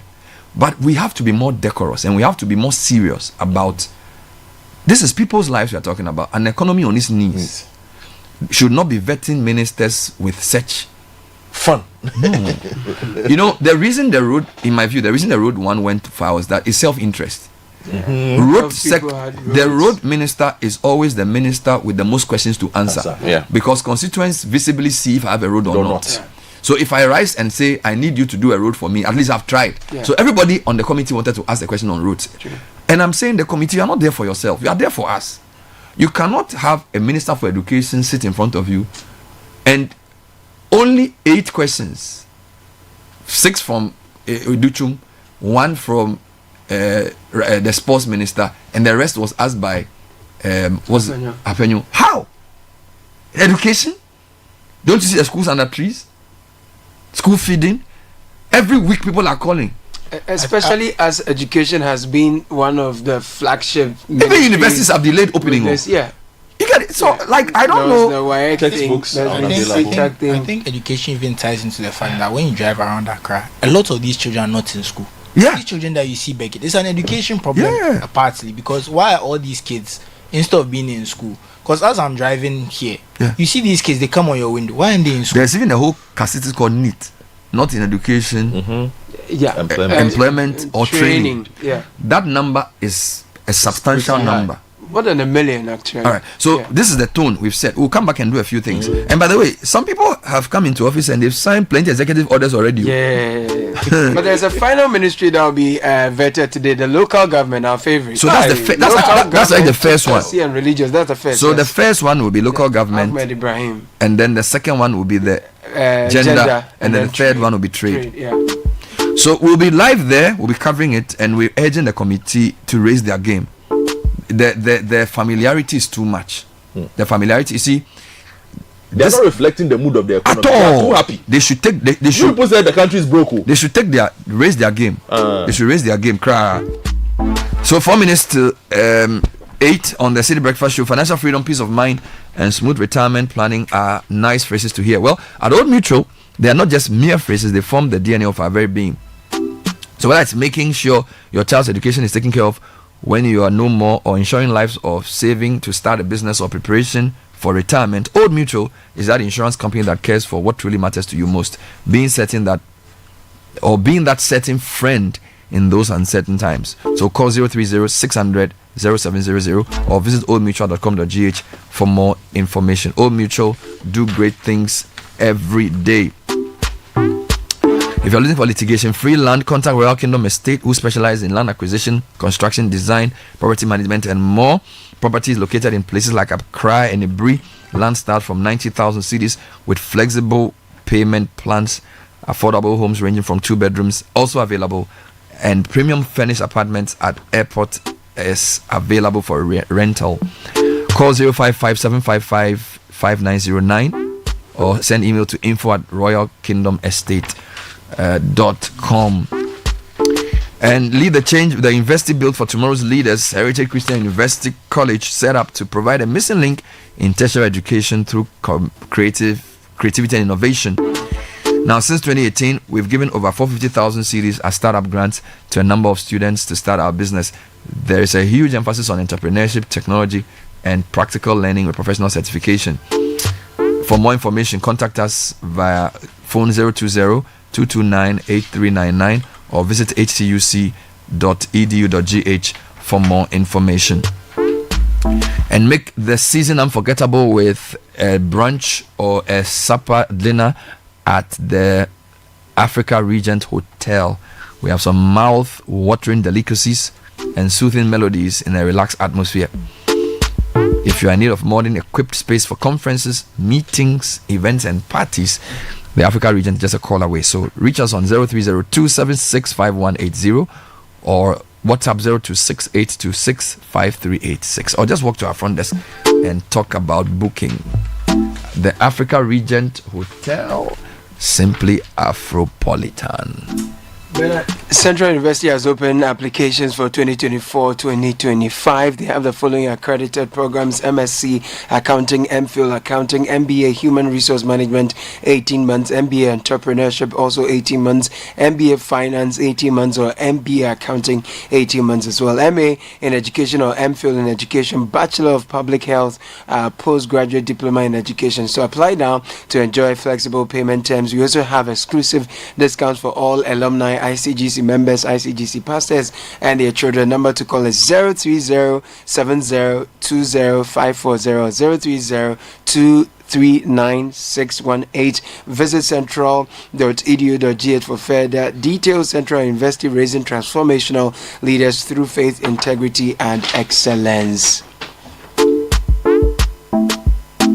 All right, so it's 8 o'clock. Let's get into tech and social media trends.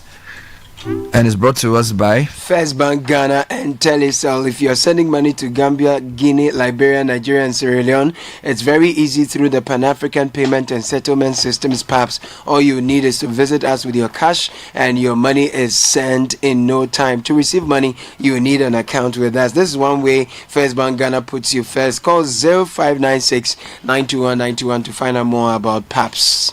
Also, Telecel says switch to their fixed broadband today and experience incredible bonuses, non-expiry bundles, data transfers across devices, and lots more. New customers get 50% bonus data in addition to other mind-blowing offers, and existing customers receive plenty bonuses. Subscribe to Telecel Fixed Broadband for these amazing offers.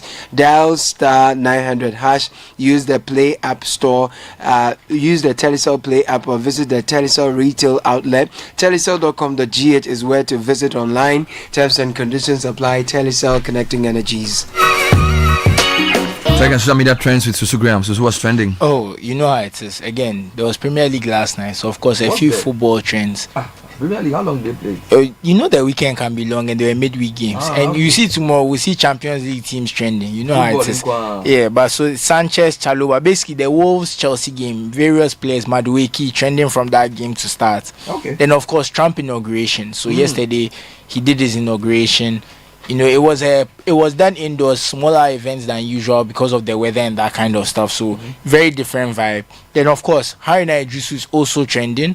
You know, like we spoke about earlier, his vetting was a bit of a soft landing considering the vetting he gave other people last time. It's almost like you are wondering why they didn't give him some of his own medicine. Then Nana Jantwa is also trending. Yes, because she's a CPP. Yeah, exactly, and she's now joined in the exactly. So then going to tech news, there's an app being developed in the UK Parliament that will allow ministers to check whether MPs of their party would like the new policies. So it's almost like you suggest a policy and the AI will kind of give you an analysis of who will like the policy and who won't, to understand the numbers, to know whether to push the policy. Exactly. So that's something that's going to be tested in the UK, and it looks like they'll be using it to making their decisions in Parliament. AI in decision making, messy and atonement. So the TikTok thing too in the US, right? Oh, of course, but we already said that we came back yesterday. So no, but my friends in the US say it's back, but it's not really functioning. No, it's not on it's not on the App Store, and there's some, obviously they will have to make some changes because they said they had to make a deal with Donald Trump. So as time goes, it will be clear what the deal is. All right. Because they've not given us any specific information on what exactly they've agreed. They just agreed that it's back. Okay. That was tech and social media trends.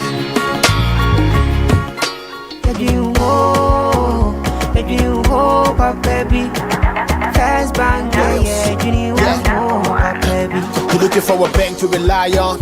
Let me give you a shoulder to lie on. Who do we seek out to bank? Baby, no lie. Only one place where I get my eye on. Make I introduce you all to First Bank, the best services in the world, first rank. Customer service, everything is well planned. I make music, I travel, I sell land. They be my reserve tank. Cause every time I know my money's safe. Universal banking ain't me here on the date. I'm a busy person, me no need time to wait.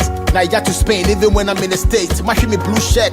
They tell me office a chilly, but who cares? Cause I bank with the best. I'm lucky, I'm too blessed. When it comes to First Bank, it's too west. Everything is you first. Woo! Nobody feed do I'm like us. Do I'm like us. First Bank we treat you first. Treat you first. Somebody see yeah. Think about you first. Think about you first. You first. First Bank. There's a business in every woman, from the young lady brimming with exciting and novel business ideas to the market queen managing her empire. There's the she architect, quantity surveyor, realtor, business consultant, crafting dreams into reality, and the multitasking mom seamlessly blending work at home. The entrepreneur, meticulously checking stock, to the corporate woman, sealing deals on the move. Indeed, there's a business in every woman. Introducing Telecel Women in Business, our initiative to empower women-led and women-owned enterprises. Benefit from tailored activities, networking, business and technical support, free webinars, trainings, and more. To join this initiative, be a female-led business and a Telecel business customer. Visit telecel.com.gh/business to register now. Telecel, connecting energies.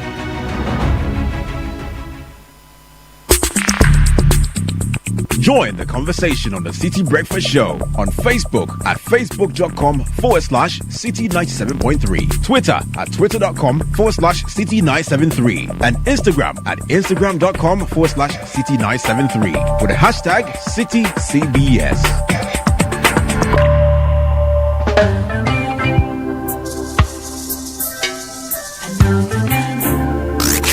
Unleashing the power of relevant radio. This is Citi 97.3. Feel it in the one drop, and we still find time to rap. We're making the one stop. The generation gap, so feel this from me. As it meets within, playing a rhythm.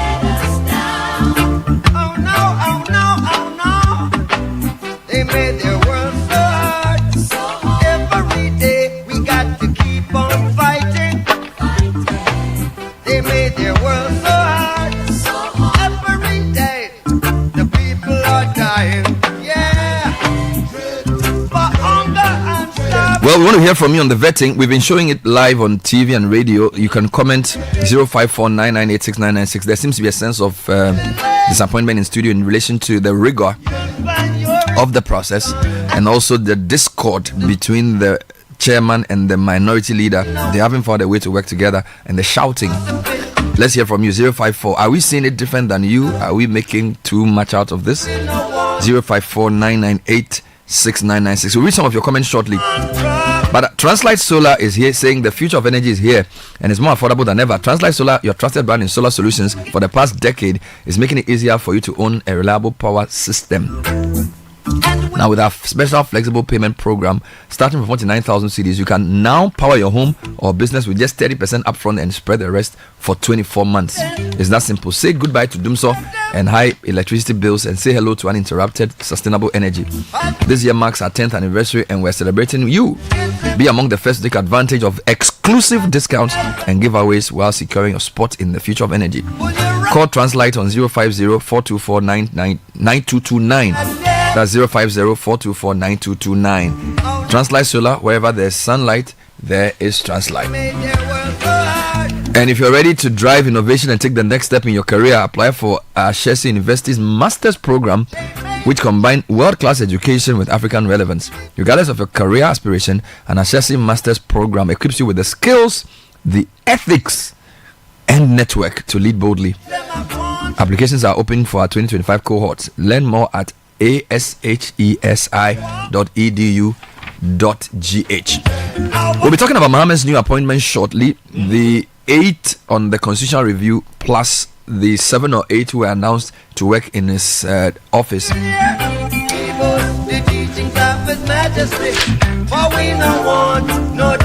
Now, your favorite pharmacy, Top Up Pharmacy on Osu Oxford Street, has moved, but we are still on the same street. The Top Up Pharmacy Osu branch is now located at the Top Up Biz Hub on Oxford Street, adjacent KFC Osu, opposite Omni Basic. We are open 24/7 with a pharmacist available at all times. We offer nationwide delivery, so place your order. We deliver to you in the comfort of your home or your office. 0242 226 555 is the number, of 050-148-1609. If you can't find it at Top Up Pharmacy, then it's not available in Ghana. Top Up Pharmacy, whatever you need 24/7. What can you? And for a British degree at a fraction of the cost, talk to Lancaster University, Ghana. They give you up to 50% scholarship. Your faculty are trained to UK standard. You don't miss anything. You have good vibrant student experience. Lancaster.edu.gh. Email admission@lancaster.edu.gh. Call 020-960-708. Lancaster University, Ghana, the only British university campus in West Africa.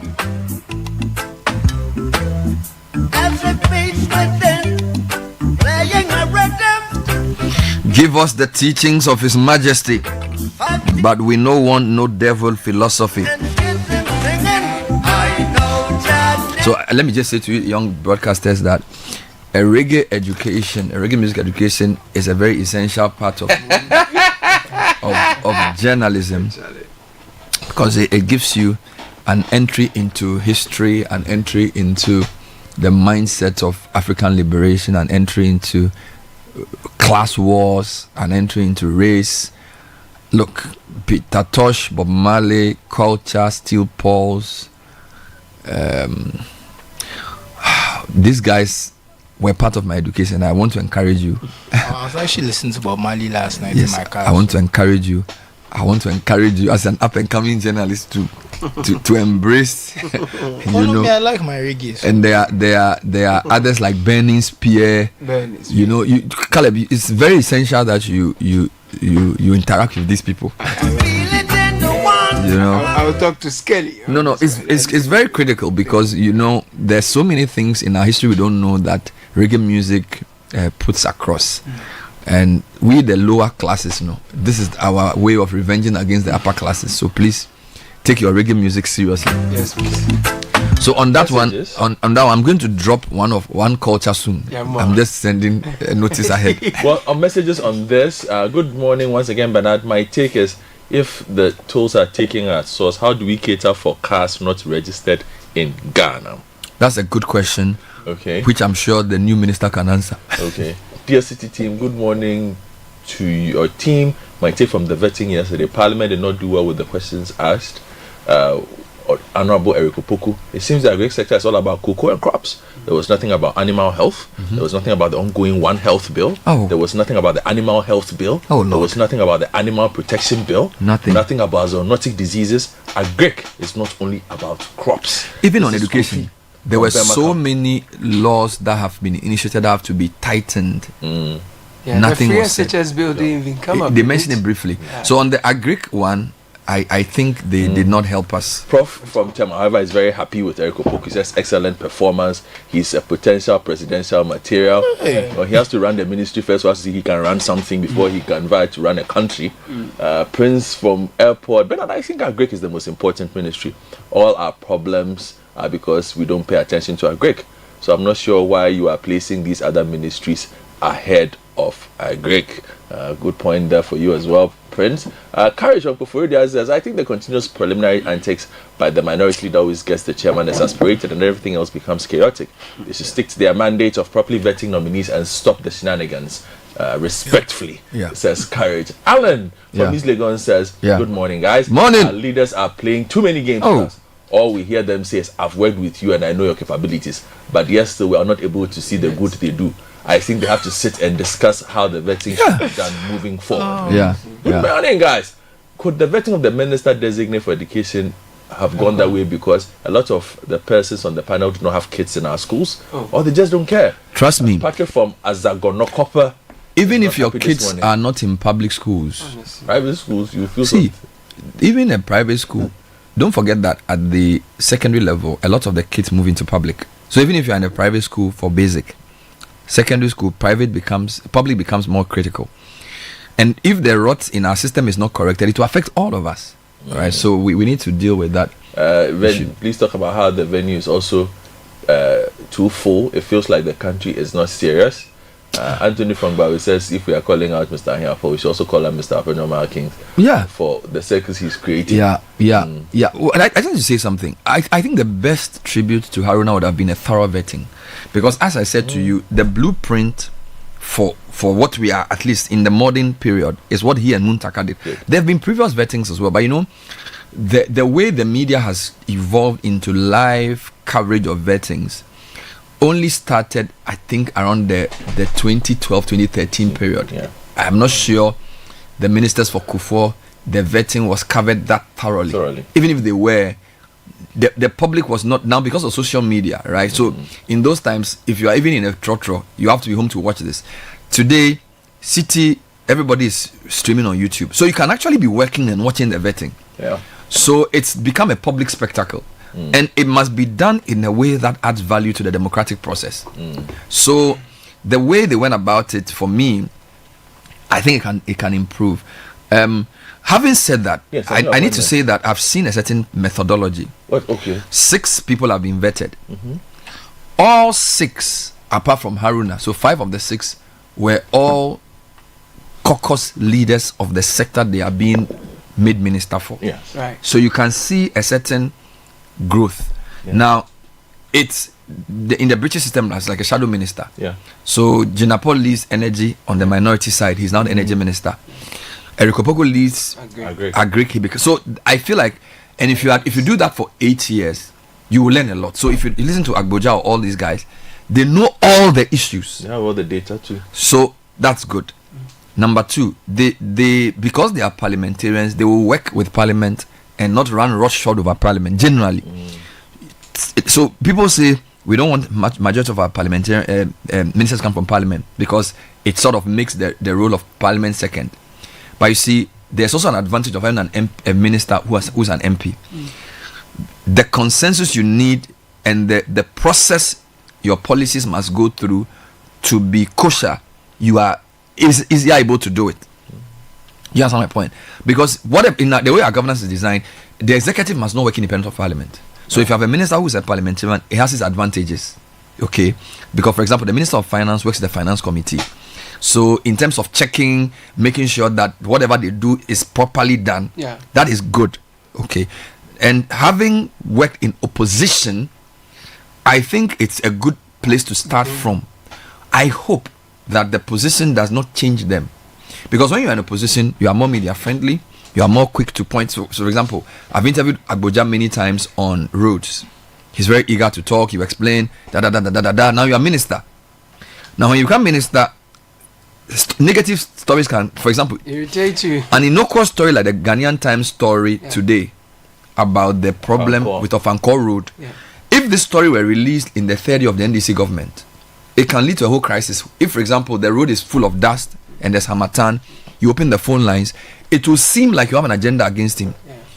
But it's in Ghanaian Times today. Nobody will say anything because we are not an election season. Now, if a minister is not wise to differentiate between what is a public interest program and what is a witch hunt against him, what happened to MPP will happen to you too. So it's like, oh, small thing, no, oh, you are waging a campaign against free SHS. When parents genuinely call into a radio station and say, oh, our kids are asking for much more money, then you go to school and do like some show and say, oh, every school has food and that some media houses want to destroy free SHS. That's very wrong. But you see, that what happens is that the leaders live in an echo chamber and they begin to see things in a very binary way. So I think the most important quality of a minister, apart from sagacity and all these visionariness, is discernment, to know how to interpret what happens. Because this is what happens in Ghana, and I'll say this for free. Ghanaians are chukes, and Ghanaians, they are sycophants.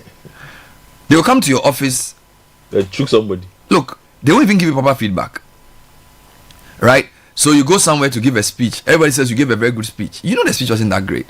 All right, everybody's trying to tell you that you are the best. This is jollof. You are the best morning show host since sliced bread. So even if you drop the ball, cry, oh, you are okay. Very few people tell that Charlie today, I think they didn't go well. Now imagine if you go in front of a minister as a Ghanaian. So if a minister of education calls all his directors and says, guys, what are we doing right? What are we doing wrong? Minister, the way you deal with people in your office is not right. Change it. You are not listening to the data. You are being too populist. Would they tell him? Our numbers are going down. We need to do better. Would they say it? Will he have the sense to look for the reality, or he wants to hear what people say? This is the problem with leadership. A leader's first job is to define the reality. If you don't know your real situation, and this is what tends to happen, we surround people with yes men who will say what we want. Bernard Avle, he's against. He's always criticizing us. So everything he says, Bobo. We like Caleb, because Caleb every time say, yeah, minister, you are doing well. You are doing well, you are doing well, you are doing well. You end up with 88 seats. Let's be honest. No, that's what happened. You see, and I'm saying this to the government that they need to discern. See, we are sitting here. We are sitting. You see, if I were sitting in this chair looking for funds, I won't do any work, because you see, anything you do, they'll criticize you. When you even this show I'm doing today, people will misinterpret it and send it. So this guy is always saying bad things about you or whatever. Some people, the work they do in Ghana is to take voice clips and send it to politicians to tell them that this guy is saying this about you or that thing about you. Now you, the person listening to that thing, you should ask yourself, the person forwarding this to me, what work is he doing? What is his objective? If we don't strive for truth, and if you don't have discernment to know who is really giving us the right feedback, then it all becomes about a kitchen cabinet and who's next to me. Do you understand what I'm saying? So, and if you create a system where only things that make you happy are said to you, you are going to destroy yourself. So I think that you need to set the tone for the minister in the vetting. That, bro, I like you, so I'm going to be hard on you because I want you to do better. But not, oh, Charlie, Kwame, we know you are my friend. Kwame, Kwame. What is that? Bernard, I have two things. Maybe that's the strategy by the MPP. You don't ask them hard questions and they are complacent and they fail. Maybe that's their strategy. Since you said that if you don't ask hard questions, they won't do the work. But the second thing I want to say is, I think that's on our leaders when they get surrounded by yes men. That's what they want. They themselves, you don't get surrounded by yes men if you don't want it to be that way. if you are pushing people away when they criticize you, when they ask you questions, that's how you get. So you reward behavior by how you react. Yeah, you reward behavior by how you react. You don't get surrounded by yes men by chance. It doesn't happen that yes men just come. Because when you are seeing that, you yourself, you should have eyes to see that. Look, why is no one telling me everything is going, like telling me anything, being critical of me? Why is no one giving me feedback that this? If you are surrounded by yes men, it's a choice. So you're saying that it's not the people, is the leader who determines what kind of information he gets by how he reacts. People who are around you are the type of people you bring around you. You are in control of the people around you.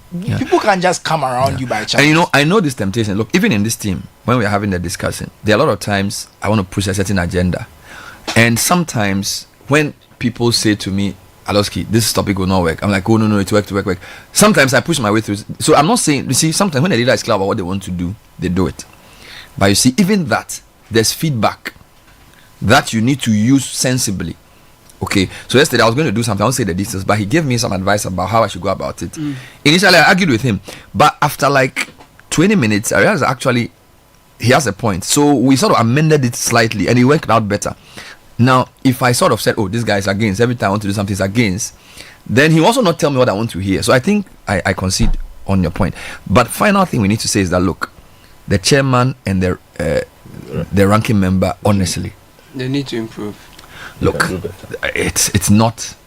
You can't advertise a 9 o'clock vetting. It's a sideshow. We put precious airtime. Do you know how much money we lose by covering vetting in the public interest? You see, a lot of people don't understand that private media is still enjoying to do public interest coverage. Okay, it costs us to do this. So if we've gone there at 9:30, stopped pre-advertised programs, start coverage at 10:15, and basically cover a circus till 12 o'clock. My goodness. The guy is sworn in at 10:45. He sits there with all the chiefs behind him, and from 10:45 to 11:56, basically the minority that wants to read some statement, they don't want him to read it, and it's just back and forth. And I'm saying, guys, you even need donor support. You see, you are not even like a luxury. Countries that have much more money than you spend shorter time to do much more work. Do you know that in the US they do 3 concurrent hearings? 3 hearings. So like they have 3 subcommittees doing the hearings. You have 1 subcommittee. 10 media houses have given you live radio and TV free, and then you decide to subject us to showing power yo-yo to who? Honestly, no. It's not correct. And even aside the media points, the people who've come, their friends and family, people have traveled from their constituencies and whatever. From Gosu, a chief has left Gosu and he's been told that his guy will be vetted maybe 2 o'clock. By 9 p.m. he's still there, which even means that they are probably going to have to get a guy to sleep in Accra if he wasn't even planning to sleep in Accra. Yesterday I was wondering what happens to, because anytime we take the sittings live, we don't do LPMs, we don't do the commercials that people have paid for. Okay. So I was wondering, how do we even take care of that when we give our people all that kind of attention, and they use it to do what they do? People are covering it. It's so unfair to them, because that means his whole day he can't even come back and do. Honestly, all right. So yesterday we had 3 vettings. The education vetting, we interviewed Kofi Asare on the point of view. We also interviewed Joe Gidisu, who is the former Minister for Roads, on the vetting of the Roads Minister. I'm going to interview Professor Rita Canton. I think he's one of the most passionate people in the agric sector, both a farmer and an academic in agric, on what he made of the vetting of the agric minister, and also what the priorities of Eric Opoku should be if he is confirmed.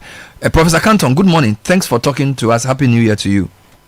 Thank you very much, Bernard Adler, and thank you for the very great opportunity. Happy New Year to you and my brothers and sisters at Citi Wonderful. TV and Channel 1. I sincerely hope you followed the vetting of the Minister of Agric. Yes, in fact, I was very lucky. We are doing a 21-day fasting and prayer, and I was lucky. I just came home when I caught your lessons following the vetting. So I listened to him very well. And, I love our great. So I had to stop everything to follow through. What did you make of the vetting and also of the performance of Eric Opoku? Actually, I personally do not know him. Interestingly, I haven't associated him. I haven't seen him do anything in agriculture. I'm surprised because I have met with the ranking, the chairman and then the vice chairman of the Agric and Cocoa subcommittees on this donkey advocacy we are running with Brook UK and Brook West Africa. Interestingly, I do not know him. But you even answered some of the questions that are also hard. Actually, the the committee that vets ministers. My question is, I would have liked to suggest that they need to co-opt very critical minds, like some of us, to just have joined to ask one or two questions. You see, Parliament, as I've seen, they do not have the expertise to really bring out the broth and the meat and the flesh from some of the candidates when it comes to critical, very scientific areas like agriculture. I was wondering which of them there is a seasoned agriculturist to be able to pierce through. Number two, they were just asking friendly questions. For example, the NDC MPs, all of them said, oh, the praises, congratulations, this and that. I know you can do it. How can he do it? We are Ghanaians. We need to know. You go and sit there and say, oh, he can do it. Actually, I don't think they really peruse, critically, because there are things that they mention in the NDC manifesto. We have a lot of things to interrogate them. One of them is this land banks. Land banks shouldn't be a priority of a government. Land banks, that's not the priority of agriculture today. So what should the priorities be, and what should Erico Foku give me top 3 things he needs to focus on as minister if he gets the nod? One of the things is our seed system. The seed system, right from breeder seed, foundation seed, and certified seed, which translates to productivity, profitability, and efficiency. As we talk now, the seed system of Ghana, I have I'm a registered foundation and certified seed producer and agri-consult I can tell you, until we fix the seed system, in fact, that is the number one. Number two, we should be talking about inputs. One, availability, affordability, and timeliness. These 3 things. All governments, they will bring fertilizer and say it's subsidized. Then politicians will go and pick the fertilizer and share among their cronies. The fertilizer comes late. We don't benefit from it. So number 2 is inputs. And the inputs, seeds are even in the fertilizers. And we also have got a herbicide in there. Number 3, we should also be looking at areas like farm energy, mechanization. When we talk about mechanization, the political parties, both MPP and NDC, always think that mechanization is equivalent to tractorization. That is fraud. Tractorization is just a component, and tractorization, when Nkrumah tried, it didn't work. Both parties have tried 32 years. Ghana's agriculture still remains rudimentary. It hasn't been mechanized. Mechanization is not the provision of tractor and its equipment. No. It means right from seed up to harvesting and storage. It should be mechanized. Reduce human labor, which currently even doesn't exist. So you've spoken about seed systems, and then you've spoken about inputs. And in inputs, you've discussed that mechanization is not the same as tractorization. So that's number 2. What would be your 3 if I pressed you? What would be the 3rd point? So the 3rd point will also be that is irrigation. Because you've realized, when I talk about irrigation, definitely you cannot irrigate even 10% of Ghana's arable land. But we are talking about supplementing dry season with what you will get in rainy season in case of flooding or drought. In that case, farmers will not sit idle. And also, we have seen and have practiced that you produce quality seeds in the dry season. So if you have water, seed companies can produce quality seed that will come and support farmers in the rainy season. Number 2, Burkina Faso and the other Sahelian countries, you have heard, they have now decided they are going to what? Process their own tomato. So they are not going to upload fresh tomato to Ghana.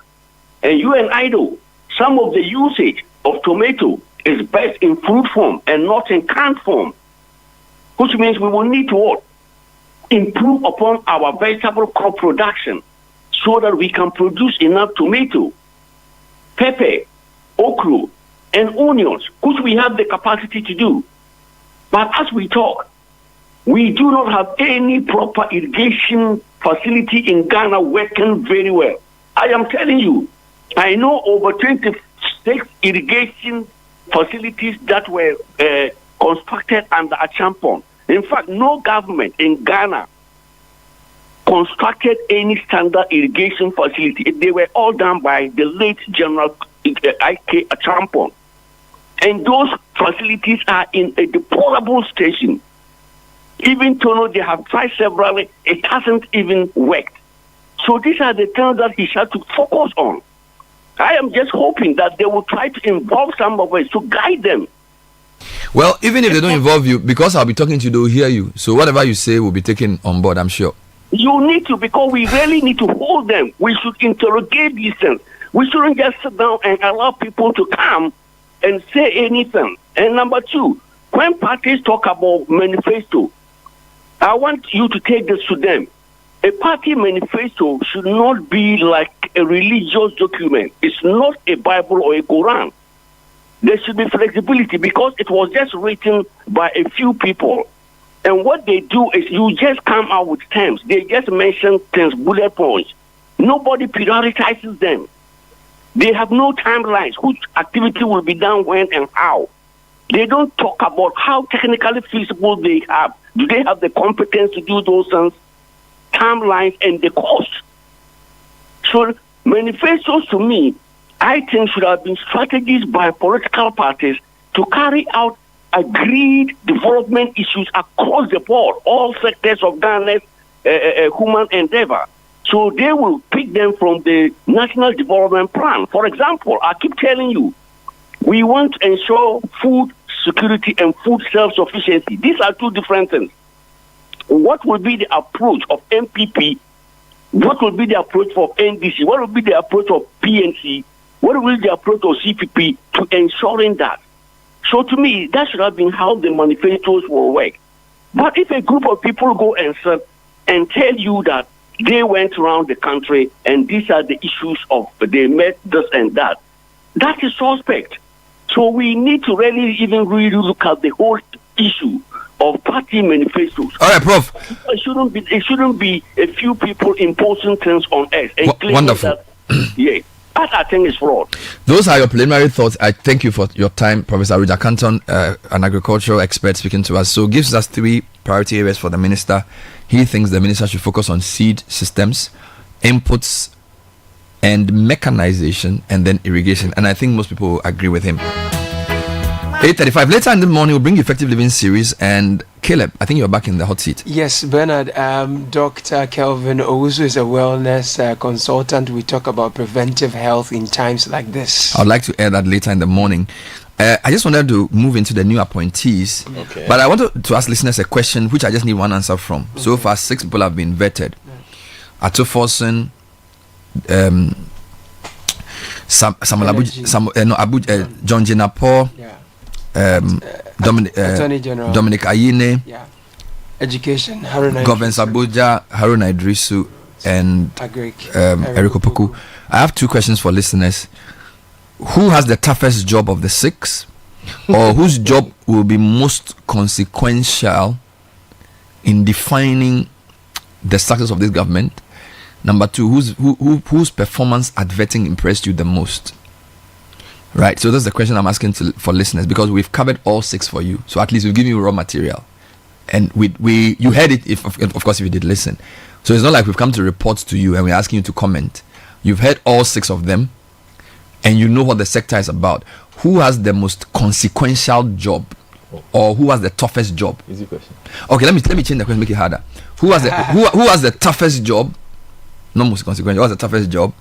And whose performance at vetting impressed you the most?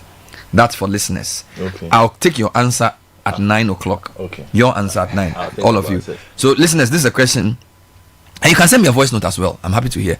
Which of the 6 vetted ministers has the toughest job?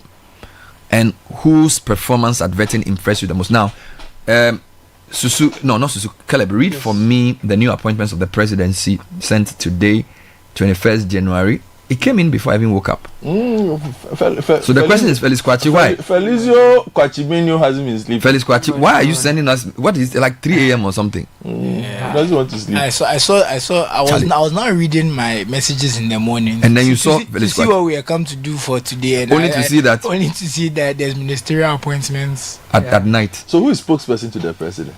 I guess it's acting for now. I think the AG there means that there will be a substantive. Don't forget in the transition team he's been a spokesperson. So he's almost like a transitional spokesperson until a substantive.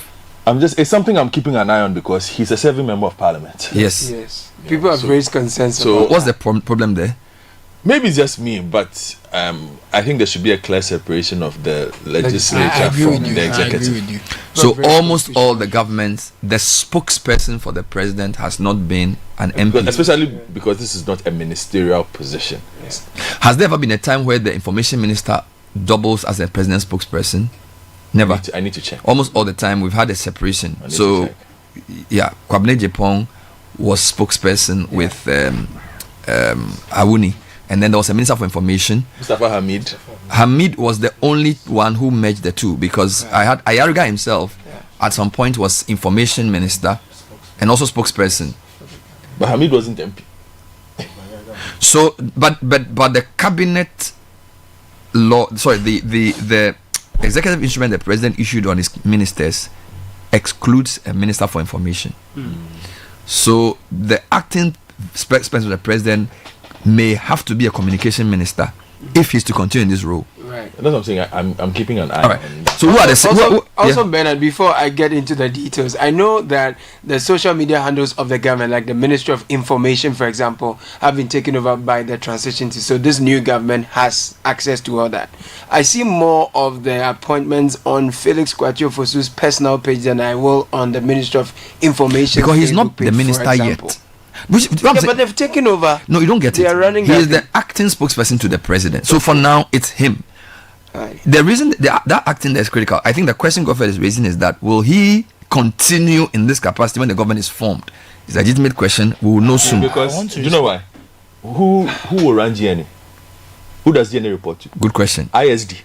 So there has to be some ministry in charge of those agencies. So until that is done, he will use his personal account. No, that's not the point. I want to even respond to what Caleb is saying because I guess these are appointments, so they'll be coming from the office of the president. So there's no problem what he's doing now. The issue is that when the appointments are finished, yes, will he be a substantive minister? Okay. Number 2, which ministry will be in charge of the so-called information? Number 3, if he becomes a minister in that ministry, does that still justify his being president's spokesperson simpliciter? Because he's a legislator, and the view is that a legislator cannot also be a spokesperson directly for the executive. That's what he's saying. That's how I look at it. Yes. It's my personal opinion. I'm not saying anything. It's my personal opinion. Okay, so I have the list. Mention your list. So, the new appointments reflect the president's commitment to effective leadership and responsive administration. The names are as follows. Number 1, Mrs. Joyce Bawa Mukhtari. She's presidential advisor and special aide to the president. Number 2, Stanislav Hosedogbe. He's deputy chief of staff operations.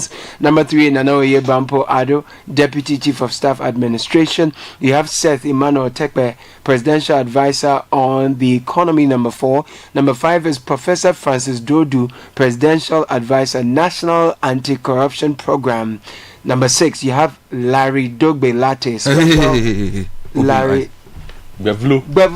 Your mind is working. Your Larry Bevlo. Larry. I'm sorry. Ask Ojo. Your mind is running. Larry Bevlo Latte. Yes.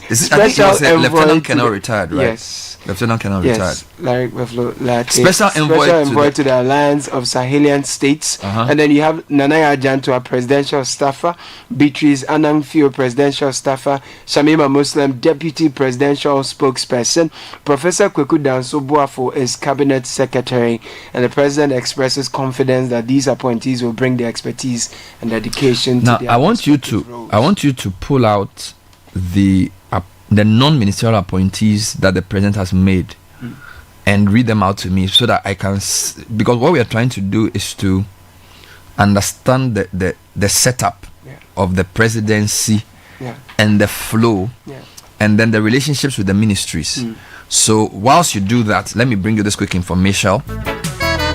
Real estate is a key part of every wealth portfolio. That's why you need to make it a point to own a part of it. Now this year, Apollonia City is offering you an opportunity to own premium plots at competitive prices with up to 3-year payment plans. Our service plots come with access to water and electricity tariffs, tarred roads, solar powered street lights, and high speed internet, and so much more.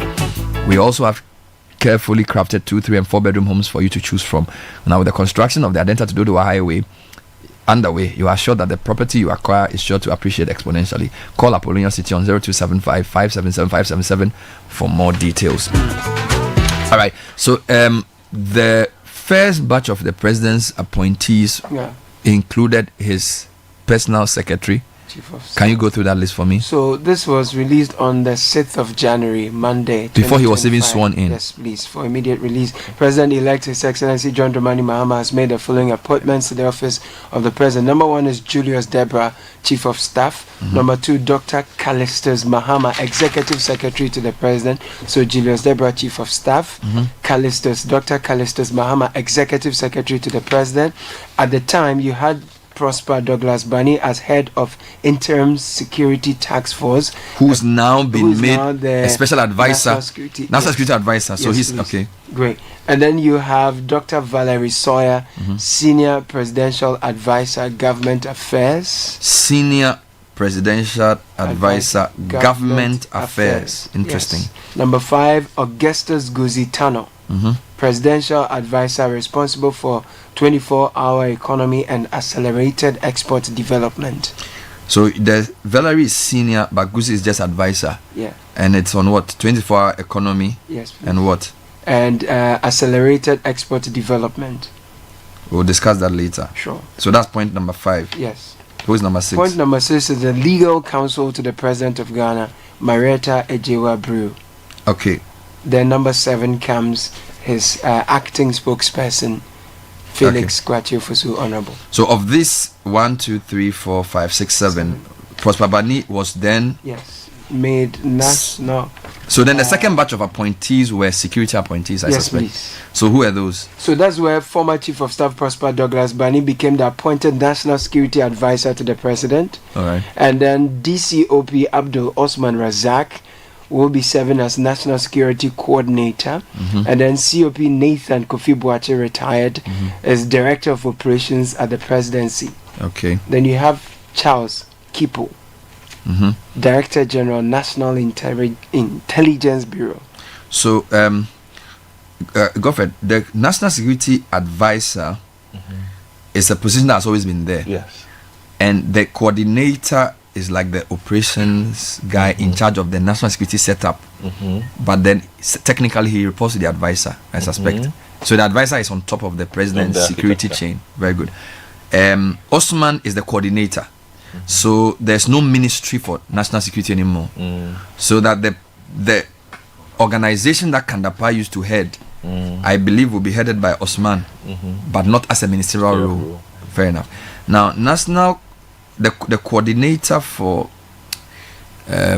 operations at the presidency that Kofi Boache occupies. That's not coming. So I want to know the difference between that role and deputy chief of staff for operations.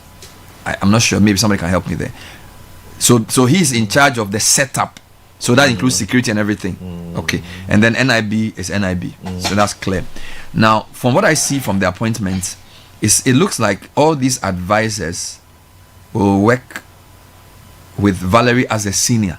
Do you understand? Because Valerie Sawyer is a senior on governmental affairs. Now you have an advisor on 24-hour economy. That's a very technical role. And then in this new appointments, you have 2 more advisors. Yes. You have National Anti-Corruption Program, and then that's Professor Francis Dodu. Yes. And then Setekpe on economy. So it means we have 3 presidential advisors. No, actually, you have 5 presidential advisors. Security, Bani. Joyce Bawa Muktari, advisor. Tesetekpe, advisor on economy. Yeah. Dodu, advisor on National Anti-Corruption. Guzitano, advisor on 24 economy. So you have 5 advisors, but then you have a senior advisor on governance. So you see where the architecture is going.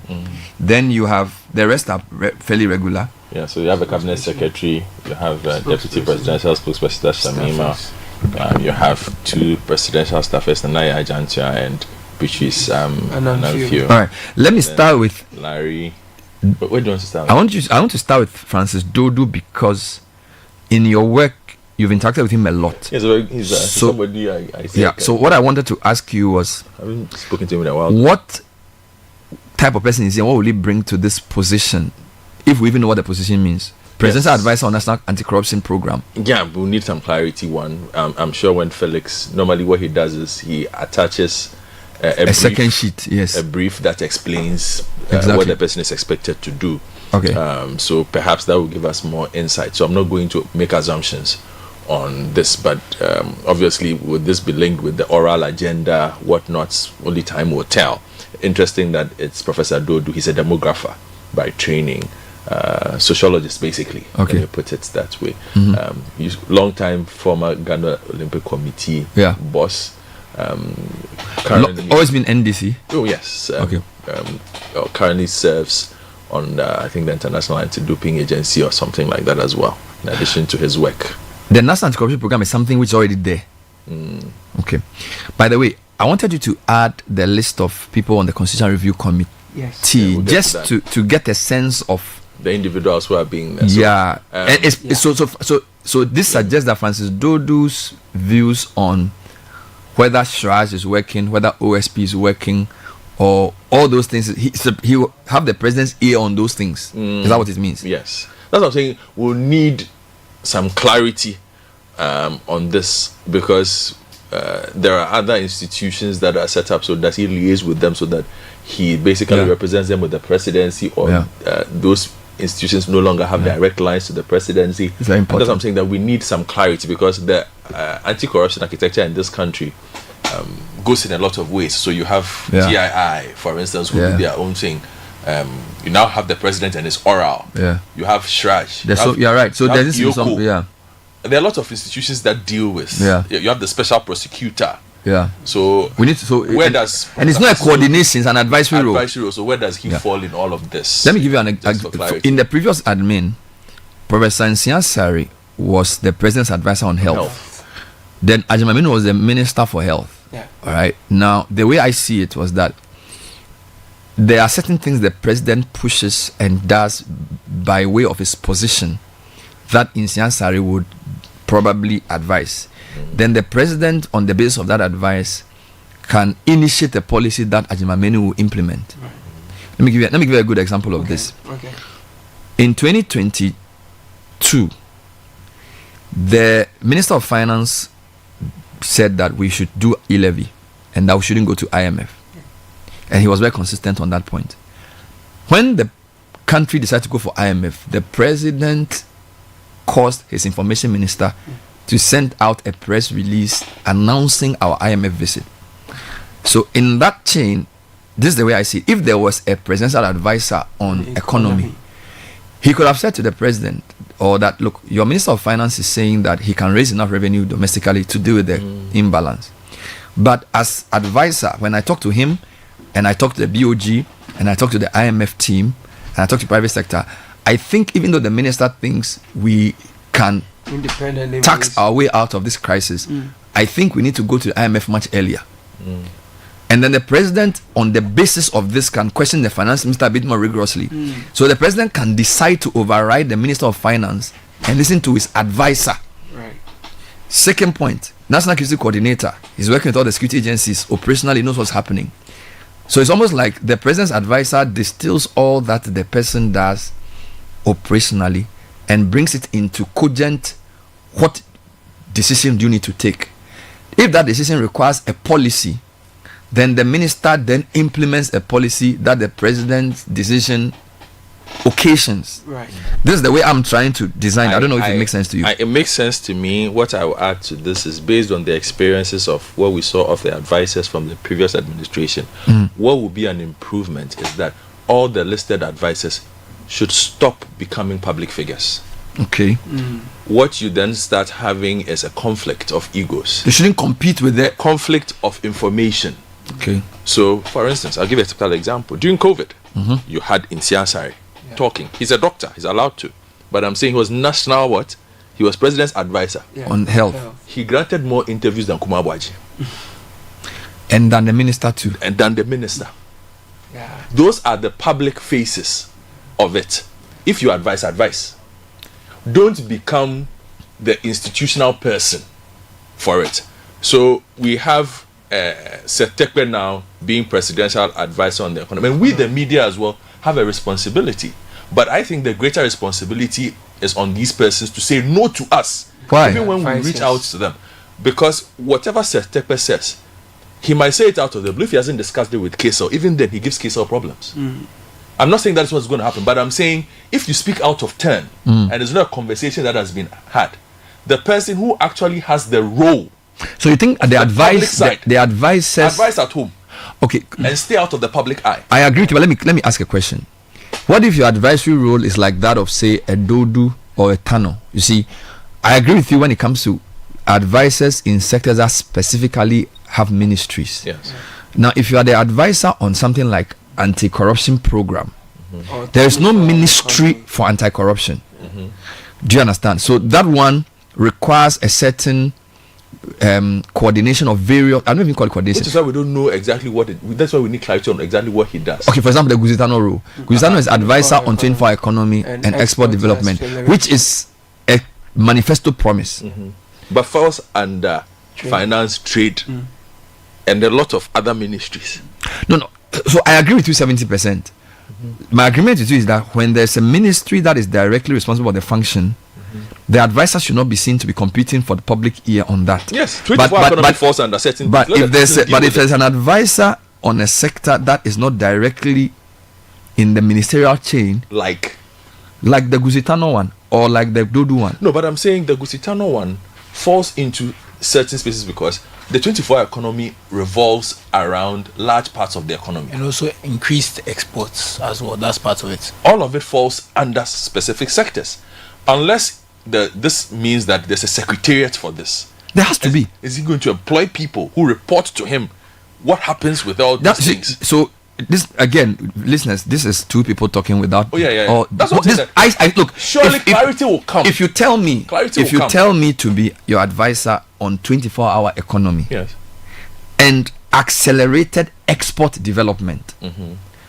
Now, you need to show me how that relates with EDIF, how that relates with the one that Asabia was running. What's it called? Ghana Export Promotion Authority. Yeah. And how that relates with Exim Bank. Okay. Now, I suspect that because 24-hour economy is a novel idea that they are now trying to frame, it will really depend on how he conceptualizes it. Let me ask you a question. If 24-hour economy is something that they do with private sector in terms of an enabler, it may not necessarily need a secretariat like if it is like a program.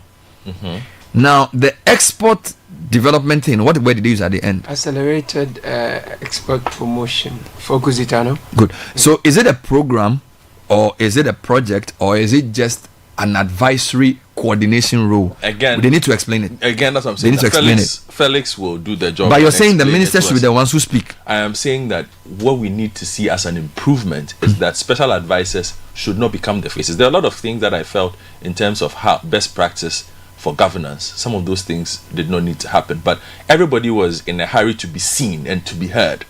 I think that to avoid duplication of voices, functions, and all those things, if you're an advisor, you're an advisor. So keep quiet and advise. Keep quiet and advise. Your job is to advise the president. Your job is not to advise the minister. the president will advise the minister. So when the person starts talking in public a lot, it sort of sends the wrong signal. It sends the wrong signal. Then what is the minister okay, doing? I'm with you on 90% now. Okay. I'm almost there, 100%.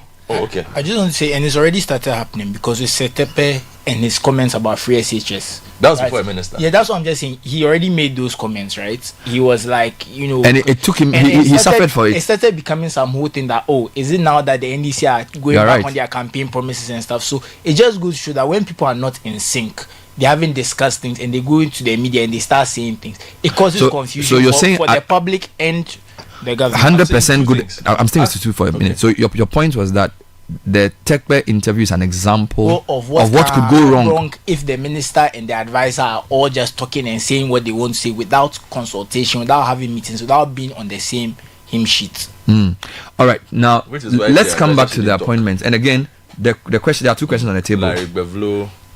Let's talk about Larry Bevlo Latte. Special envoy to the Alliance of Sahelian States. Now, this is important because, as we know, 3 countries have broken away from ECOWAS. So I think that the president is perhaps in his thinking, wants to focus specifically on how he brings them back to the fold. But before he gets them to the fold, you still have to deal with Burkina Faso. Who are the 3 countries? We're dealing with, I think Burkina Faso left. I think Guinea. Left, and Mali left. And Guinea. Mali's premier has been here. Guinea, sorry, left. So Mali's premier came here last week. Yes. Guinea was here for the inauguration. And I suspect Burkina was also here. Yeah, Burkina came. So they had some special meeting with them, if I remember correctly. I think. So is this role a security role? I think it's more also diplomatic. I think it's a mediation role for now. And Mahama has always been strong in ECOWAS. I think, if my records are not mistaken, he's the one ECOWAS chairman who got an extended term. Yeah. If I'm not mistaken. Who is the current chairman? Tinubu. Chairman Tinubu. But I think he's the most experienced West African leader now. His tenure ends in July. He's probably the most experienced West African president. Who? Mahama. Yes, in terms of... Yeah. So he probably... Wouldn't Ouattara be more experienced? Yeah. He's been around for a while. Yeah. But Ouattara, is he going to go a 4th term? We don't even know. Oh my God. All right. So you think this is a mediation role? I think this is a mediation role to try and get them back on the fold. Bevlo speaks the language of soldiers. So I think that's where he will start that mediation role from, and perhaps in the end, it will end at getting them back into the fold of ECOWAS. Do you see a method in the level of people he's chosen for these roles in comparison to the ministers? So, for example, Tekbe is his former finance minister, is now advising him on the economy. Yeah, I actually thought Tekwe would become finance minister again, but... Yeah. Oh, how did you think that? But if you look at the structure he was using, it wasn't going to happen. Yeah. Okay. So, but it looks like he's using the senior people. So, Bani is now his... Yes. So, the senior people are going to be around him, and then the second level are going to run in the ministries. Yeah. This is the way it's looking. Yes. Valerie Sawyer, close to him. Stan is no stranger to this. Stan basically runs the president's public life. All right. What I wanted to ask you was on two more. Constitutional review one, or not yet? I'll come there shortly. Nano Oyebampo, no surprise, right? Deputy Chief of Staff Administration, former gender minister. And a lawyer. A lawyer, yes. So solid one. Same advice I will give to her and Stan. Well, Stan is very public facing because of what he does. But he doesn't really do. But he doesn't talk. He just does his work. Yes. Again, Chief of Staff, stay out of the public eye. Fremont Parry became a star. It was a very unusual execution of who a Chief of Staff is. This is my personal thought. So Julius Debra doesn't seem to be too interested in... A lot of Chief of Staffs were not like that. Have not been very interested in becoming front page news, grant interviews, attribute quotes, speak on government policy. We saw a lot of that with Fremont. Fremont was very different. She had a lot of leeway, and I'm sure that was her interpretation of the role. I can't hold that against her. Again, I'm just saying personally, I just feel some of the roles are very discreet roles. So you think you should be always there but never talking? Exactly, where you execute your power in a way that is efficient. You don't become competition. I get it. So that's a very interesting point. So Julius Debra, the second incarnation, we'll keep an eye on that.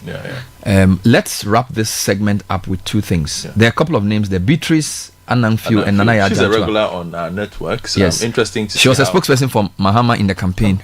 Nana Yajanto, a former CPP General Secretary. That was a bit interesting. Former PURC boss, but seems to I think she seems to have publicly declared for Mahama just before the elections. She endorsed him. And I also think the family heritage is also interesting. Her father was a minister CPP honcho in the CPP government.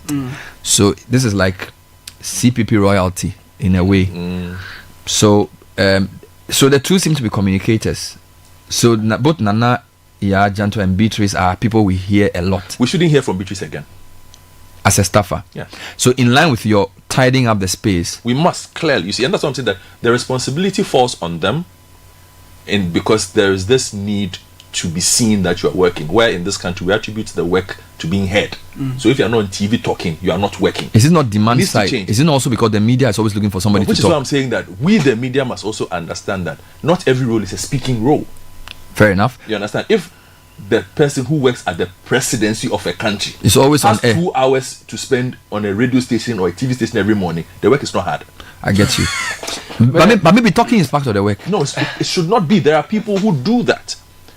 You see, and I think I'm speaking about the quality of the democracy here. We should not reduce governance to public stunts and always interviews. And we even as a station, I think we make a lot of mistakes with that. I've seen the secretary to somebody. I mean, like, I'm like, don't you have something to do this morning? But that shouldn't be our problem to solve. Or is that? I mean, I get your point as a national thing. How is the secretary to the president's secretary? How does he have time in the morning to talk on radio? Well, that was his boss. You see, we are happy to have him because. Hold on. Just hold on. Not be happy. Just give me 2 minutes. No, we not be hold on. We need people of substance to speak on our network. Find others. The country is not full of people of substance. If the government gives us that person, can we say no? Which is why I am advising this particular government that as we improve. But haven't you seen Trump's advisors go on air to talk? They talk. Some of his people who are supposed to even be in that circle, they do interviews, and the views are many. And the public wants to know. Which ones? Oh, Trump's people. You give me 3 weeks. Give me 3 weeks. You will start seeing. I mean, Trump is not the best. It's not best practice. Bro, what I'm saying is that I'm saying that you need to cast us some slack here because you see, we the media, you mean? You see, look, no, you are being see. No.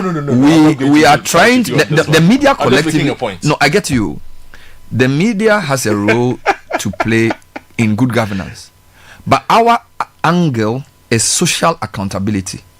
So sunshine to us is the greatest disinfectant. So we want people to speak to us because we want them to explain what they do. Number 2, we are in a social media era and reality TV era where people want to know what's happening behind the scenes. So if a presidential staffer has time to come on your show, good luck to us.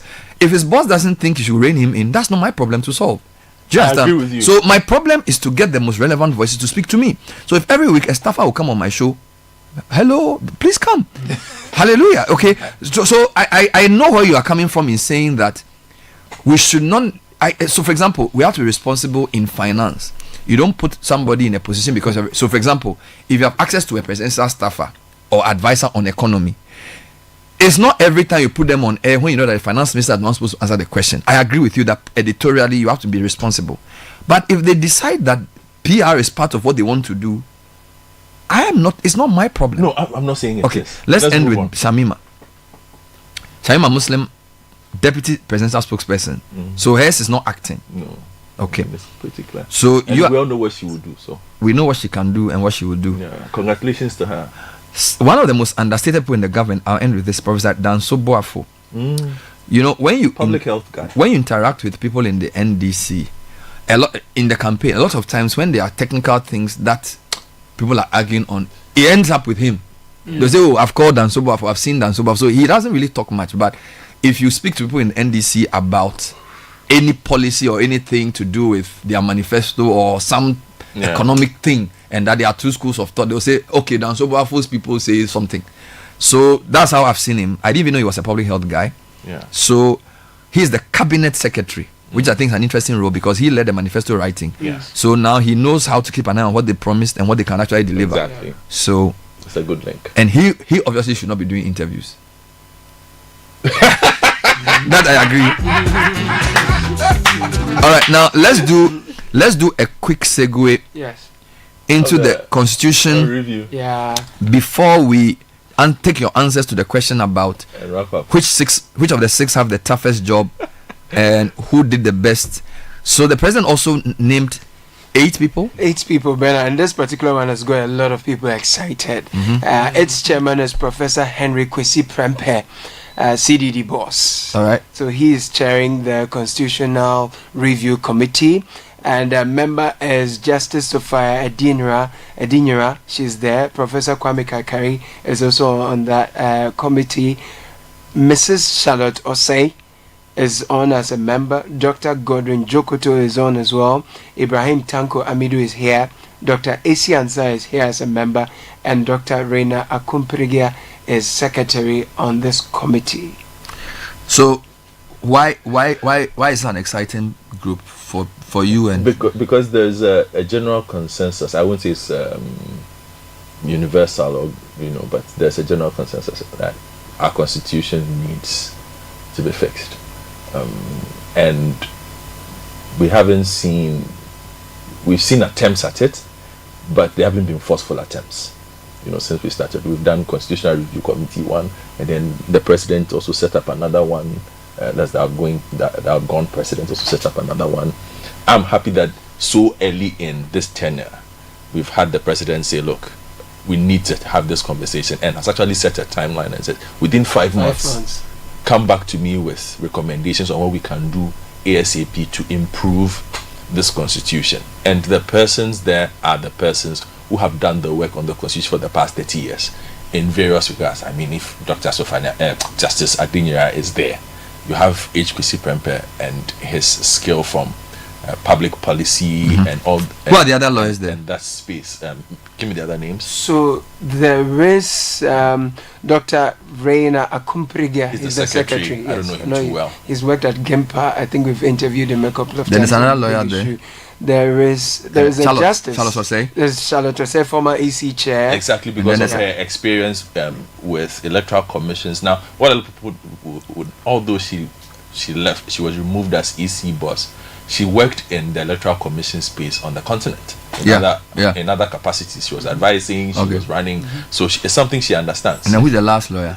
There is a justice here. The justice. Justice Sophia. No, there's one other name. Ibrahim Tanko. I don't know if he's the lawyer. Dr. Godwin Jokoto. So I explain. Yeah, so he's also a lawyer. Yes. So Ibrahim Tanko Amidu is the. I think the foremost person after Akil Akpasoya in the social accountability space of particularly donor-funded programs, proud to even start Ghana coming.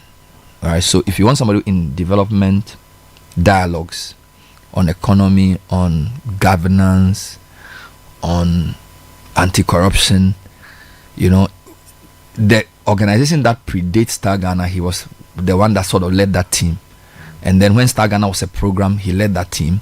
And then when Star Ghana became a foundation, he leads that team. The other person in the same breath I would mention is this professor from local government. It's a lady. Oh God, I forget her name. There's a certain professor as well who's quite big. So I think the only thing I'll say is 2 things have been said. That there are 8 people, 5 of them are lawyers. Constitutional review is not just a legal issue. I think they could have been a bit more broad-based. I think a chief should have been there. A traditional judge should have. That's number 1. 3 women, 5 men is not bad. Number 2, I think this appointment, although they are good, they fail to do 2 things. Mill set up a constitutional review committee in 29 or so, which did a lot of work. They produced 1,000-page document. Now, I think at least one person from that should have been here. Is Fiajo around? They are all still alive. That's number 1. Because you see, this is the problem with Ghana. Everybody wants to do a new thing. All right, but there's nothing new under the sun. In our 4th Republic democracy, we've had 2 attempts. The one headed by Professor Fiajo and the one headed by Che Mensah. I think, first point, they should have at least taken one person from either of the 2 to add, so that it's an inclusive process of the 3 eras. That's point number 1. If they can't do that, then one of the most immediate things this group needs to do is to review the work of the previous 2. Because Che Mensah had a group he was leading, which included this lady. Clara Cassette. Yes. Okay, they just finished a job. And prior to that, Fiajo, Raymond Atukuba's group did a whole job. So I'm just saying, you may not necessarily include the people, but they need to mandate them to review what the two groups have done. Yes, part of that is I read within the letter, you see they are asked to engage key stakeholders to solicit their views on the proposals for amendment of the 1992 Constitution and make actionable recommendations aimed at enhancing democratic governance in the country. So it goes on to talk about the composition. So I think part of their core job is to engage the other key stakeholders, which should include. But I think I get your point where having some of the members who are key to the. Do you know why? You see, constitutional review is a contentious issue. Because if you listen to Akufo-Addo carefully, he says our constitution has served its purpose. It shouldn't be tinkered with. NDC has to test majority, so they can do a lot with parliament.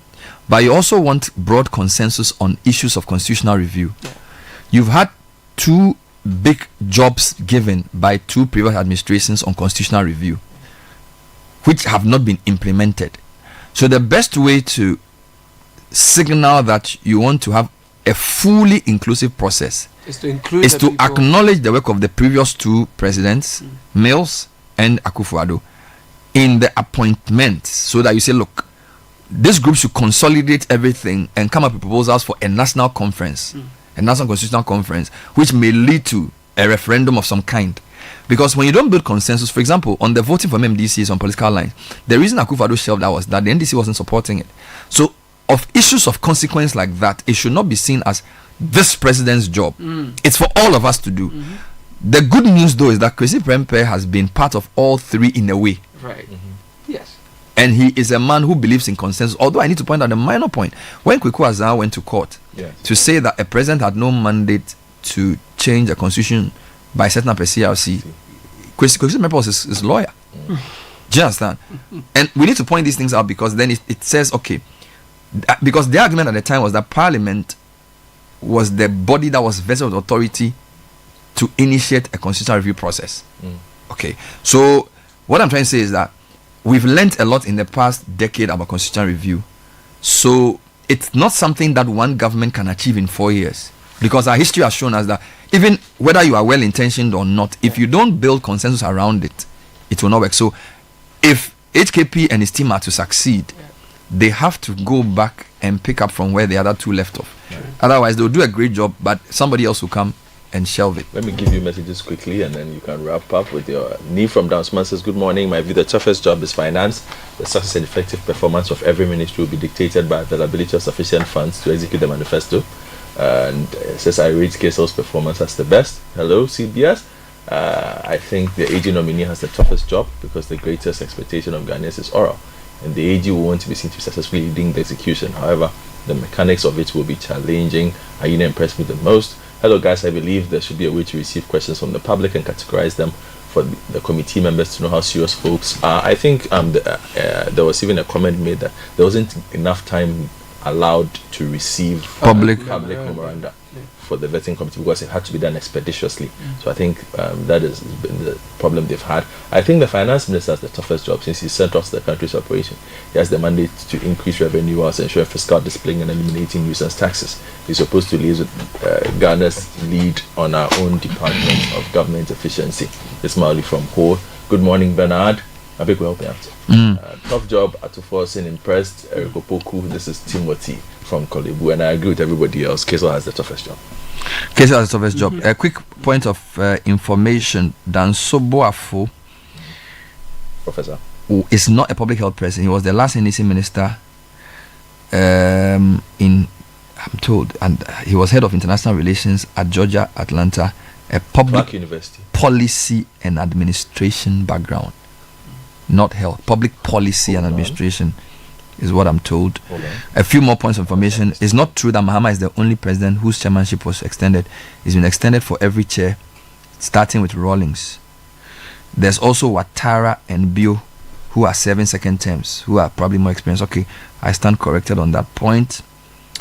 Dr. Godwin Jokoto is a senior lecturer at University of Ghana School of Law, teaches immovable property, banking, equity and succession. So he's a fifth lawyer on the committee. Correct for correction point as well. Bernard. So what for coordinator of International Health Track, Master of Public Health Program, Morehouse School of Medicine. Okay, cool. Dr. All right. Esi Ansah is the other name I've not mentioned more forcefully. Yes, So, who's leadership? Yeah. She's at Ashesi now. Yeah. And the name we're trying to remember was Dr. Esther Ofe Abuaje. Okay. Who, together with Amidou Tanko of Star Ghana, Oh yes, have led the Dr. civil society Esther Abuaje, space the Italian. in a Church, very she- exemplary way. She attends to my church. Which branch? President also. Now, two quick announcements before we take you to Effective Living series. Omni Basic has great news for you. Starting the year right is what we want you to do. Our Chimota branch has moved to a bigger and more convenient location. Same friendly faces, same amazing service, but better banking experience. You can locate our Chimota branch at 29J Kufo Avenue, Chimota near New Plan. GPS address GE3732872. For further information, kindly call our 24-hour contact center 0307 086 000 or toll free 0800 100 790.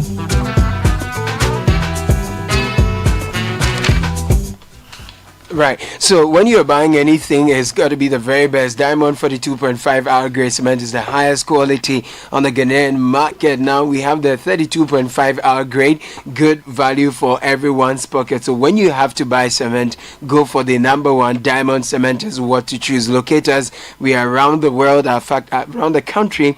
Our factories are in Aplau, Takrady, and Bwepe. These are our numbers: 0244 313 368 or 0540 111-978. Final one is 0202-021-175. Diamond Cement is still as hard as a diamond, and it's time to reset yourself and everything around you for success in the new year. Tune into Effective Living Series 2025 just January. Channel 1 TV and Citi FM is where you find us. Start your year with insightful conversations and expert tips on personal growth, health, success, and more. From 6th of January, join Apioko and myself, Caleb, engage our guests with various expertise on the Effective Living series for a comprehensive guide to resetting your life. Week 1, we started with personal reset. Week 2, we looked at resetting for personal economy. Week 3, we are looking at your health, and next week we'll look at your businesses. So catch the Effective Living series on Citi Breakfast Show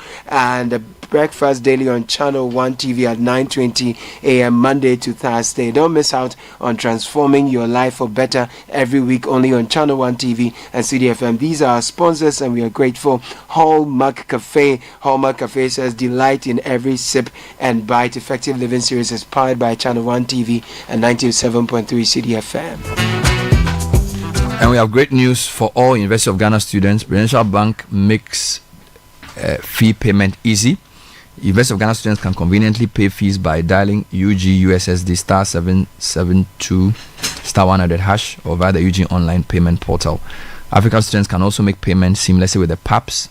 Alternatively, visit any Prudential Bank branch nationwide to pay your own fees. Now, open an account at Prudential and receive a free MasterCard. Terms and conditions apply. Call 0302 750-420. And if you're looking for litigation-free land to buy, contact Royal Kingdom Estate. We specialize in land acquisition, construction, design, property management, and more.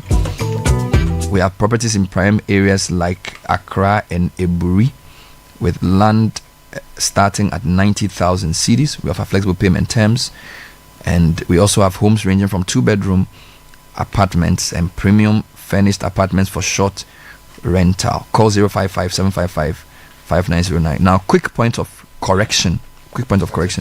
The letter that you were reading, it actually mentions specifically what I was asking for. Right.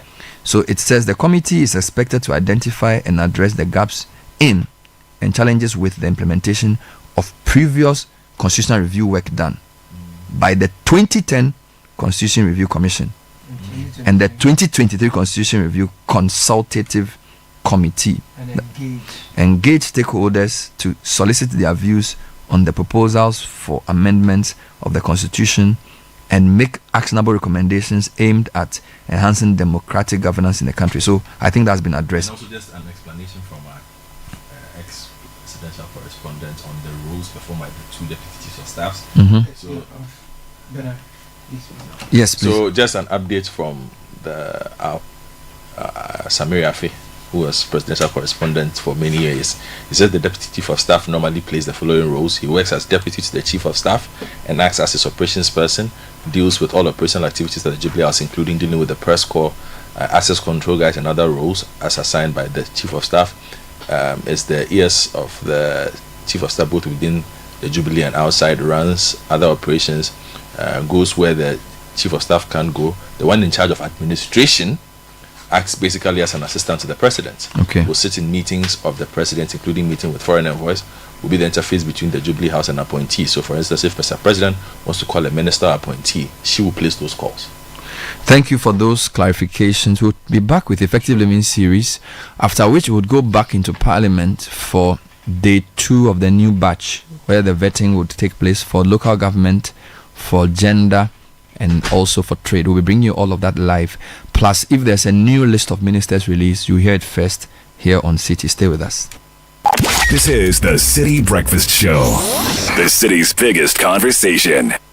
Education is the most powerful weapon to change the world. At Heritage Christian University, you're assured of quality education. We offer programs like Bachelor of Business Administration, Community Development and Theology, Theology and Ministry, Psychology, Nursing, Information Technology, Information Security, and Business Information Technology. Professional programs like ICA, CIMG, CIHRM, ABE. We also offer short courses on media and IT. What makes Heritage stand out is our experienced and scholar practitioner faculty, entrepreneurial training with financial support, ultra-modern facilities, and hostels. Qualifications for entry is WASI or SSC or GBCE, HND or Diploma Top-Up. Mature 25 years and above. Heritage is located at Amasaman behind the Olympic Stadium. Contact us on 054-777-7731 or 020-229-8399 or www.hcuc.edu.gh. Heritage Christian University, educating compassionate entrepreneurial leaders.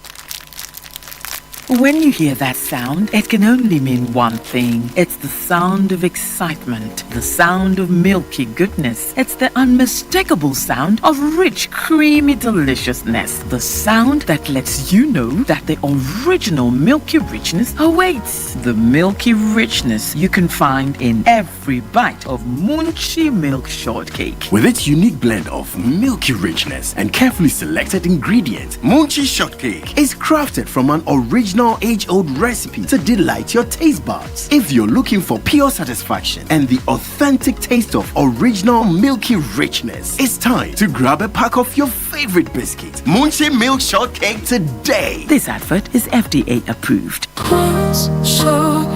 Protect yourself from germs and bacteria with confidence. Cleanse hand soap effectively kills 99.9% of germs with every use. Perfect for all your hand washing moments throughout the day. Available in a variety of variants and delightful flavors. Choose Cleanse for yourself, your family, and friends. Make Cleanse your daily essential. The GC brand. It's all about you. This advert is FDA approved. That's clean soap. Clean. So dear. Are you looking for an institution of higher learning to unlock your potentials? Look no further than Valley View University, Ghana's premier chartered private university. Valley View University offers undergraduate and postgraduate degree programs in business administration, education, computer science, agriculture science, agribusiness, information technology, nursing and midwifery, development studies. Join a community that shapes character and provides excellent education. Apply now, www.admissions.vvu.edu.gh. For enquiries, call 050-970-3052 or 030-7011-846. Valley View University, excellence, integrity, and service.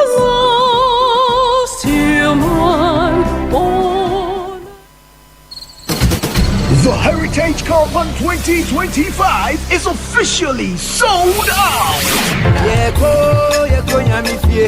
Thank you for your patronage. Now get ready for an unforgettable adventure with the Heritage Caravan 2025. We will experience a cultural revelation as we travel through 14 unique regions, each offering a deep dive into the nation's history, traditions, and natural beauty. An opportunity to see Ghana in a more beautiful, and the people, the connection, incredible. From Sunday the 2nd of March to Sunday the 9th of March 2025. Pack your bags and let's set off on the road trip of a lifetime with an unmatched opportunity to explore landmarks, taste authentic Ghanaian cuisine, experience the arts, to network and to connect with the people who make Ghana truly special. This is more than a tour. It's a chance to experience the soul of Ghana, to witness its growth and to create lasting memories. The places we visited,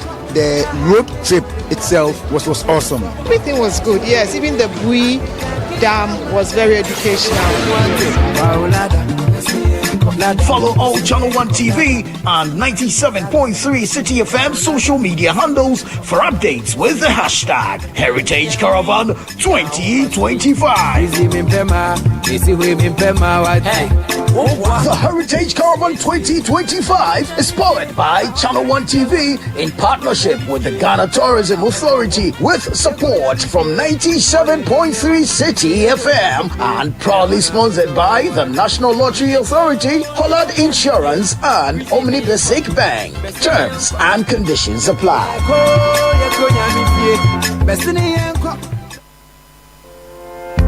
Are you hoping to start university this January? If you want a British degree from a world-class university at a fraction of the cost, then join Lancaster University Ghana in Accra. With a diverse student community, vibrant campus life, and up to 50% scholarship to support your study, Lancaster University Ghana provides you with a world-class education that creates endless possibilities globally. Don't miss this once-in-a-lifetime opportunity. Apply to join Lancaster University Ghana, where learners become leaders. Admissions are currently open for our January 2025 intake. Apply now for our foundation program. For more information, contact us at +233 030 221 8989 or send an email to admissions@lancaster.edu.gh. Lancaster University Ghana, the only British university campus in West Africa.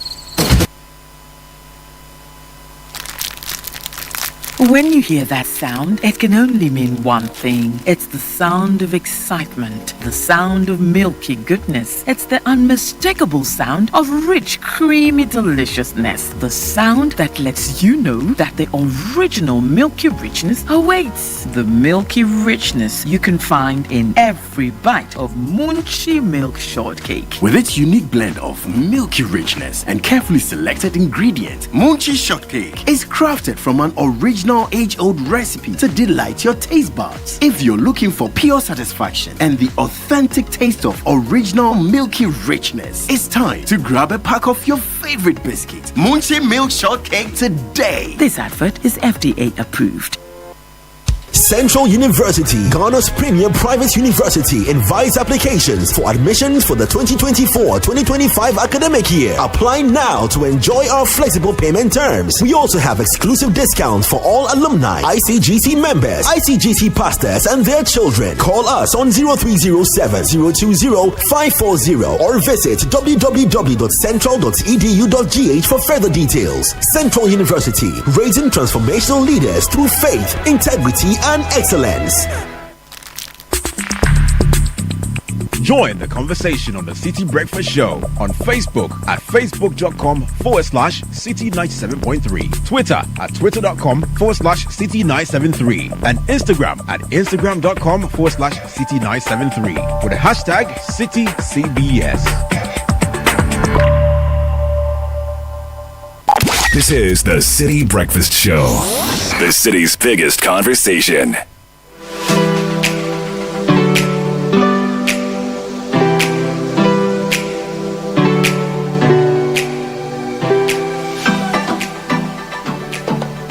It's good to have you again on Effective Living Series on 97.3 Citi FM and Channel 1 Television. My name is Caleb Kuda. We are in week 3 of Effective Living Series 2025, and in week 3 we are focusing on our health. Today we're zooming in on preventive health in times like this. My guest is Dr. Kelvin Owusu. He's a wellness consultant with Violet Medical Center, and so in the next couple of minutes he will take us through what it means to practice preventive health in times like this. When he's done, I sit with him and we go through practical ways we can engage in preventive health in times like this. Effective Living Series 2025 is sponsored by Hallmark Cafe. Delight in every sip and bite. Now, ladies and gentlemen, I present to you Dr. Kelvin Owusu.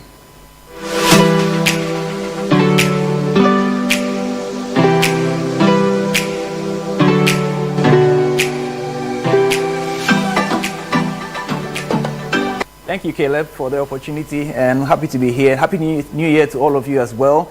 We made it to 2025. I hope that we are going to practice some of the things we are going to talk about today so that we'll enjoy many more years ahead. So let's dive right in. Preventive health in times like these. The most important thing we have to understand is that health is wealth. Remember, health is wealth, not the other way around, which means you must have good health for you to fulfill all the other goals and what New Year resolutions that you have set for yourself. But I'm sure that many of you have not put any health points on your bulletins, right? Yes, I know. It's my field, so definitely I'll know. So let's go on and talk about a few things about our health in times like these. Now, as a Ghanaian, when do you think you're going to die? Whenever I ask this question, people are offended, affected, I don't know, but it's a very, very relevant question. When do you think you're going to die? Many people will quote numbers that are not statistically true. So I'm going to give you the answer today. The average Ghanaian will die at the age of 63 years. Now that's a fact. And this is actually better than 10 years ago. So we're actually doing well. You know, our life expectancy is actually increasing gradually. It's not as high as it's supposed to be, but at least it's not too low. But how does this figure compare with other countries around the world? Now, on your screen, you're going to be seeing some of these figures up there. You see that Japan is the place in the world where people live the longest. So if you want to live long, you probably would like to relocate to Japan, right? On the other side, we have the bottom of the league table, where you are seeing Central African Republic with the lowest or very low life expectancy, and then DR Congo with a life expectancy similar to what we have here in Ghana. So technically, we are not doing too badly, but we can do much, much more. So what are we going to do? How come we die so early as Ghanaians? There are 4 reasons why we die so early, and then we are going to break it down somewhat, and you understand that it's important that we pay attention to some of these things. It's not just prayer and fasting, you know. It's important to pray and fast, but there are things that you need to do so that you can actually guarantee, you know, long life as long as it depends on you. The first point is lack of planning. Many of us do not make plans with our health in mind. Like I said, even your New Year resolution, you didn't put health in there. You've spoken about making money, working hard, traveling here, making connections there. Where is the health bulletin in your New Year resolution? So you see the thing, we don't plan for our life, we don't plan for our health. So how are we going to achieve all the other things that we hope for ourselves? Those of us who are Christians, if you go to the Bible and you study the miracles that were performed, in the healing miracles that were performed, you realize that almost all of them, the person who was to be healed had a role to play. So what is your role in the long life that we are hoping for? That is why you must plan for it. And as you go along, you understand that almost every other thing that we will talk about will come back to this aspect of planning, because if you don't plan for it, you are not likely to achieve it. So let's make progress. The second issue is our diet. Our diet is a big deal. I mean, you are what you eat, obviously. Typically, the Ghanaian portions are very large. It's an African problem, actually. We eat very large portions, you know, and it's probably because we eat when we are hungry. We'll talk about that a little bit later. When we mention diet, we are talking about what you are eating, when you are eating, and how much you are eating. These 3 things come together to determine your diet. You know, so diet does not mean, you know, fasting or trying to lose weight. No, diet means what you are eating, when you are eating, and how much you are eating. And our portion sizes tend to be very, very large, especially for the kind of work that we are doing. Balanced diet, you've all heard about balanced diet, right? But balanced diet is balanced for you at a particular point in your life. It depends on your sex, your age, the kind of work you do, and so many other factors. And so if you just eat for eating's sake, you are probably eating too much. So it's very important that we pay attention to it. And when you break the portions, now realize that we have a large portion of carbohydrates and fats in our diet. You know, if you are a manual worker, you might get away with this, but a lot of you are not manual workers. We are corporate workers who do a lot more brain power than physical exertion. So we need to monitor how much carbs we are ingesting, because if you take in a lot of food ostensibly to serve as fuel and we don't burn that fuel, we keep the excess as fat. So we begin to put on weight, and that brings a lot of problems. Then inadequate portions of fresh, emphasis on fresh fruits and vegetables. Yes, our soups are made of vegetables, our stews have vegetables in them, but they are not fresh. We need to have a good amount of fresh fruits and vegetables in our diet as well to get the benefits. So because we don't have all of these things in there, it's part of the reason why we don't live too long. Let's go on to the next point. Exercise, or the lack of it. Again, when you talk to people who are corporate workers, they will tell you that we don't have time to exercise. We are in traffic from so time to that time, and so there's no time to exercise. The manual workers also feel like, my job is physical, so why do I have to exercise? Here's the thing. Research, I'm addressing the manual people first. Research has shown that if the physical activity is part of your work routine, you don't get as much benefit as doing the same thing purposely for exercise. And this is a proven fact. Which means that even if you're a manual worker, you still need to find time to exercise. Very important, because the kind of exertion or the kind of stress, I'm using stress in a good way, that you need to put on your cardiovascular system, that's your heart, to be able to make it count as exercise. You don't get it if you are doing manual work, which is rhythmic and, you know, consistent over a long period of time. So you must find time to exercise, you know. So chasing money is good, but exercising is better. So whether you're a corporate worker or a manual worker, find time and exercise is very important. Then our environment. Say you actually you added jogging to your New Year resolution, so you actually want to go out and jog. Do we have pavements to actually jog on? Do we have streets to jog on? Because now if you were jogging on a rough road and you missed your step, you could end up with an ankle injury. So our environment also plays a role in making us die too young. You know, so no pavements, no bike lanes. If you wanted to ride your bicycle to work, where would you actually ride it? I used to work in an emergency room, and almost every week we had people brought in who went jogging or bike riding and they were knocked down by a car. So it's a reality, you know. You might want to exercise, but do we have the environment to support that? Then we have the issue of polluted water from our galamsey, etc. All these are going to affect our longevity, so we need to be mindful of that. Lack of safety net puts pressure on your mind, and if you're under pressure, you know, your blood pressure is going to go up and it's going to cause you problems. So all these are part of the reasons why we probably are not living too long. But your health is your responsibility. So regardless of what you have heard already, you need to make a conscious effort that you're going to do something about it. Very important, because no one else will do for you. My team and I were part of a group of, we screened some people over a period to determine a few things, and I put this together to let you understand that these issues are real. And even though there are age criteria for hypertension among other things, it's happening on a wider scale now. So this is just some preliminary thing. What I want to actually show you starts from here. Realize that corporate workers in Accra, majority of them are overweight. So if you look at the graph, you can see for yourself, majority are overweight. And that is leading to hypertension or an increase in hypertension. So you realize that majority of the people that we had engaged have blood pressures that are above normal. This is a crisis that is waiting to explode. So if we don't start doing something about it now, don't be surprised if more people begin to develop complications of hypertension. Over 60 to 80% of premature deaths, that is a death before the age of 70, is hypertension related. So this is very, very important. All right. And we are seeing here that it doesn't matter which age category, people are developing hypertension, even in the 20s. So you are not too young to develop hypertension. You need to start acting on it now. in 2025.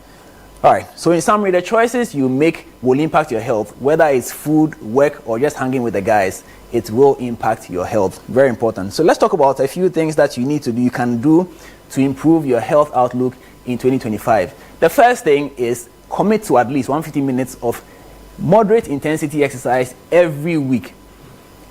Now, here's the catch. You need to do this consistently. It's not about going to play football 150 minutes on Saturday. That's not good enough.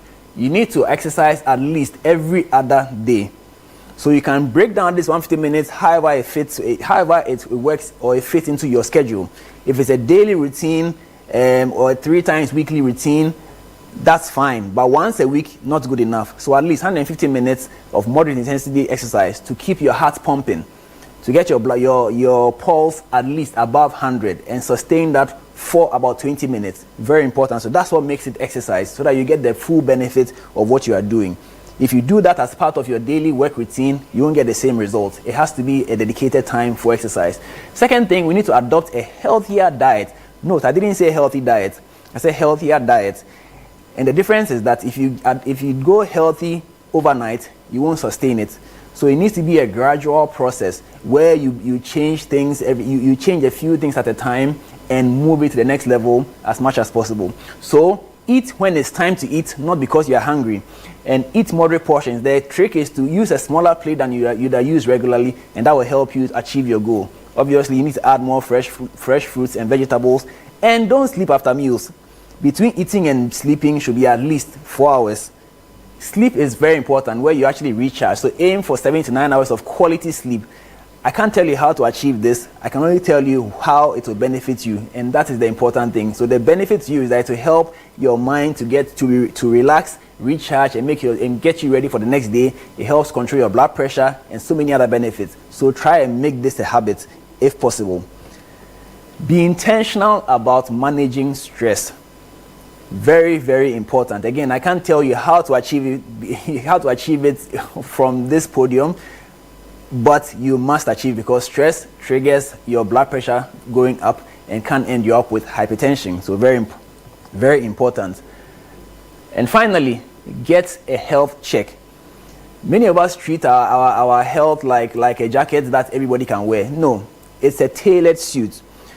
So what works for him might not work for her. So you need to go for a routine checkup so that we know your medical history, we know your levels, so that when your levels are when things are going out of range, we know that yes, indeed, things are going out of range for you, not the general population. So get a health checkup regularly. Ideally, you should get a routine checkup twice a year. If you're not going to do it at all, at least once a year, you should get it done, so that you can get the full benefit of all the health practices that you're going to implement in 2025. So if you have not added any health checks to your 2025 goals, please make sure that you craft one for yourself and get that done as soon as possible, so that 2025 will be a healthy year for you. Thank you very much. I'm Dr. Helving.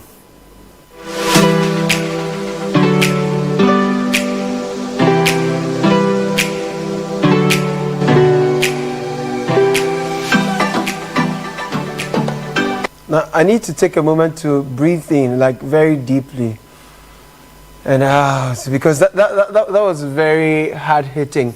And to confess, I didn't have any New Year resolution for my health. I didn't think about that. I just want money. You understand? I want vitamin M, and I didn't think about my vitamin H. Yeah. No, you're not alone. I mean, many people. Like, health is secondary, but health is actually primary, because you've set 5-10 goals. Yeah. If your health fails you right now, what happens to the 10 goals you set? And everything's spoiled. Yeah, so everything starts from your health. So that's where we must even start the projections from. So right now, I am at this point. I want to be here by the end of the year. Then the discipline that will get you to achieve the health goal will actually even help you achieve the other goals as well. Because it's not easy to live healthy. I mean, no doubt about that.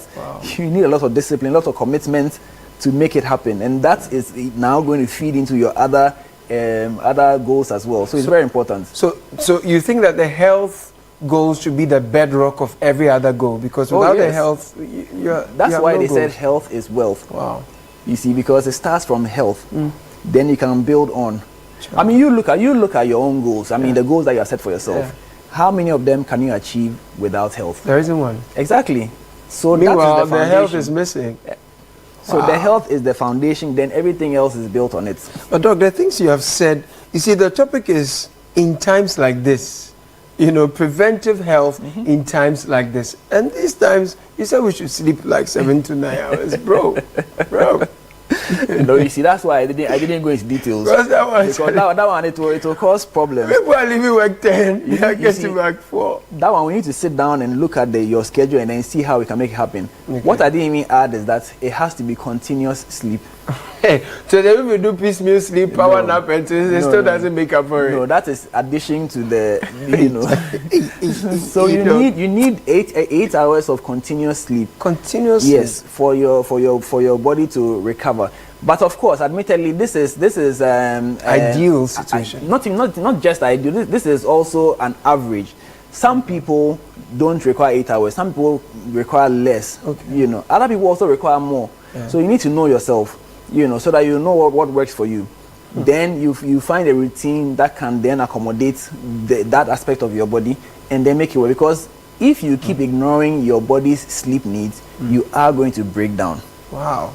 And then, what's the point? And Doc, you talked about lack of planning. Yes. Because we eat when we feel hungry, we sleep when we feel sleepy, and as for the exercise, Charlie. You see, so all of these come in. You see, let's back it up a bit. How many of us, for instance, planned where we were going to live? For many of us, it just happened. Yeah. We just found a job. Hey, because I found a job here, let me just go and live here. Yeah. Was having a pavement a consideration? Because you are thinking about pavement where you are going to live. Because if your health was important, then you'd have considered, okay, so if I come and live here, how can where will I go and go for my jogging, or if I want to go for a walk, or do they burn bushes around my area? Is it going to affect my respiratory system? I'm asthmatic. Do I need to know the road construction? Exactly. So a lot of us, and it's not just on the individual level, even on the society policy level. We haven't put a lot of planning into how all these things are going to impact. We talk about traffic. Yeah. Have we actually considered? I know you guys at Citi have discussed, and Channel 1 have discussed the financial impact of traffic. But have we talked about the health impact of traffic? Do you know how many people are developing spinal problems because they are sitting in traffic for 4 or 5 hours a day? How many people are developing respiratory problems because they are inhaling all these things? I'm a doctor, so when we did mortuary rotation, and then you dissect the cadaver, you can tell a city dweller from a rural dweller by looking at the lungs. When you open the lungs of a city dweller, you find soot. You know soot, right? Yeah, from the fumes from the vehicles. Exactly. Oh my God. Could this be why we are dying before our time? Yes. It's not this one. Prayer and fasting will not help you. You see, because he has given you 310, and you decided that you are going to inhale all the fumes. You can't enjoy the 310. I wanted to say shout outs to some of our viewers and listeners from some parts of Accra, but now that you have added the lungs one, they will think I am. So yes, everything begins with planning. Yeah. If you plan, then you know that if I need 8 hours of sleep, then I must do 1 or 2 things to make room for those 8 hours. You understand? If you have rent to pay, you can't sleep 8 hours, my brother. If you are no, but you did talk about the exercise, and I was intrigued, because I was thinking that if people are driving, they're in the office, then maybe they're obese. Okay, they need to. To confess, anytime I go jogging, people see me. They're like, but what are you hoping to lose? And sometimes I'm like, oh, Charlie. So some movies say I don't.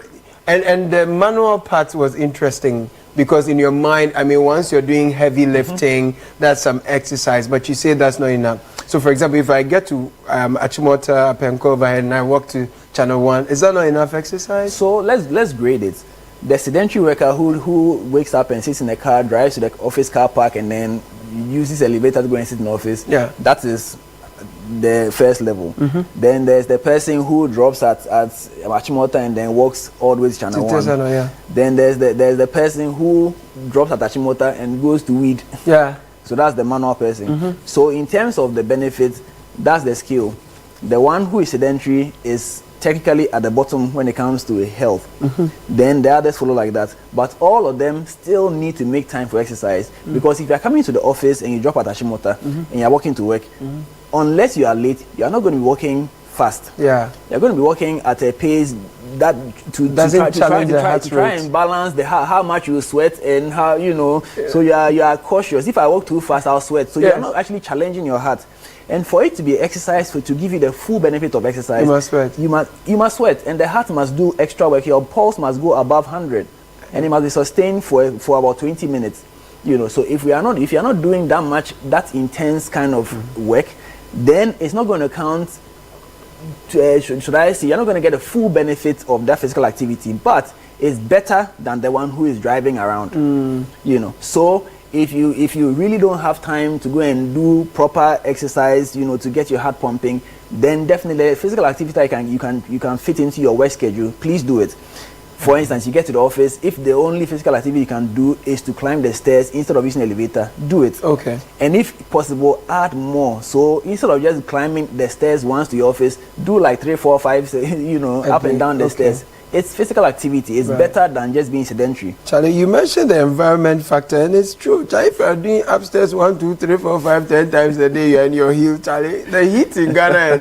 Anyway, we'll take a break, right? When we're back, you talked about managing your stress. And that's an important part for me, and I would like us to look into managing our stress when we are back from this break, as we continue this conversation with Dr. Kelvin. So this is Effective Living Series on Channel 1 Television and 97.3 Citi FM. I am Caleb Kuda. We are looking at preventive health in times like this. Stay with us.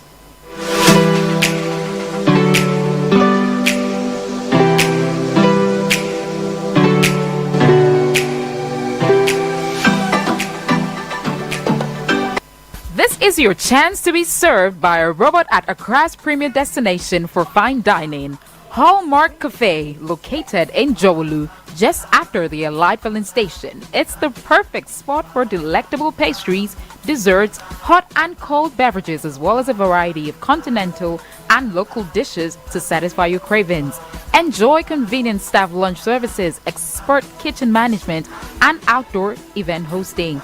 Here, simply press a button and your waitress will be at your table in no time. Visit Hallmark Cafe today and experience the future of fine dining. Call us now at 053-7344-095 to make your reservation. Hallmark Cafe. Delight in every sip and bite.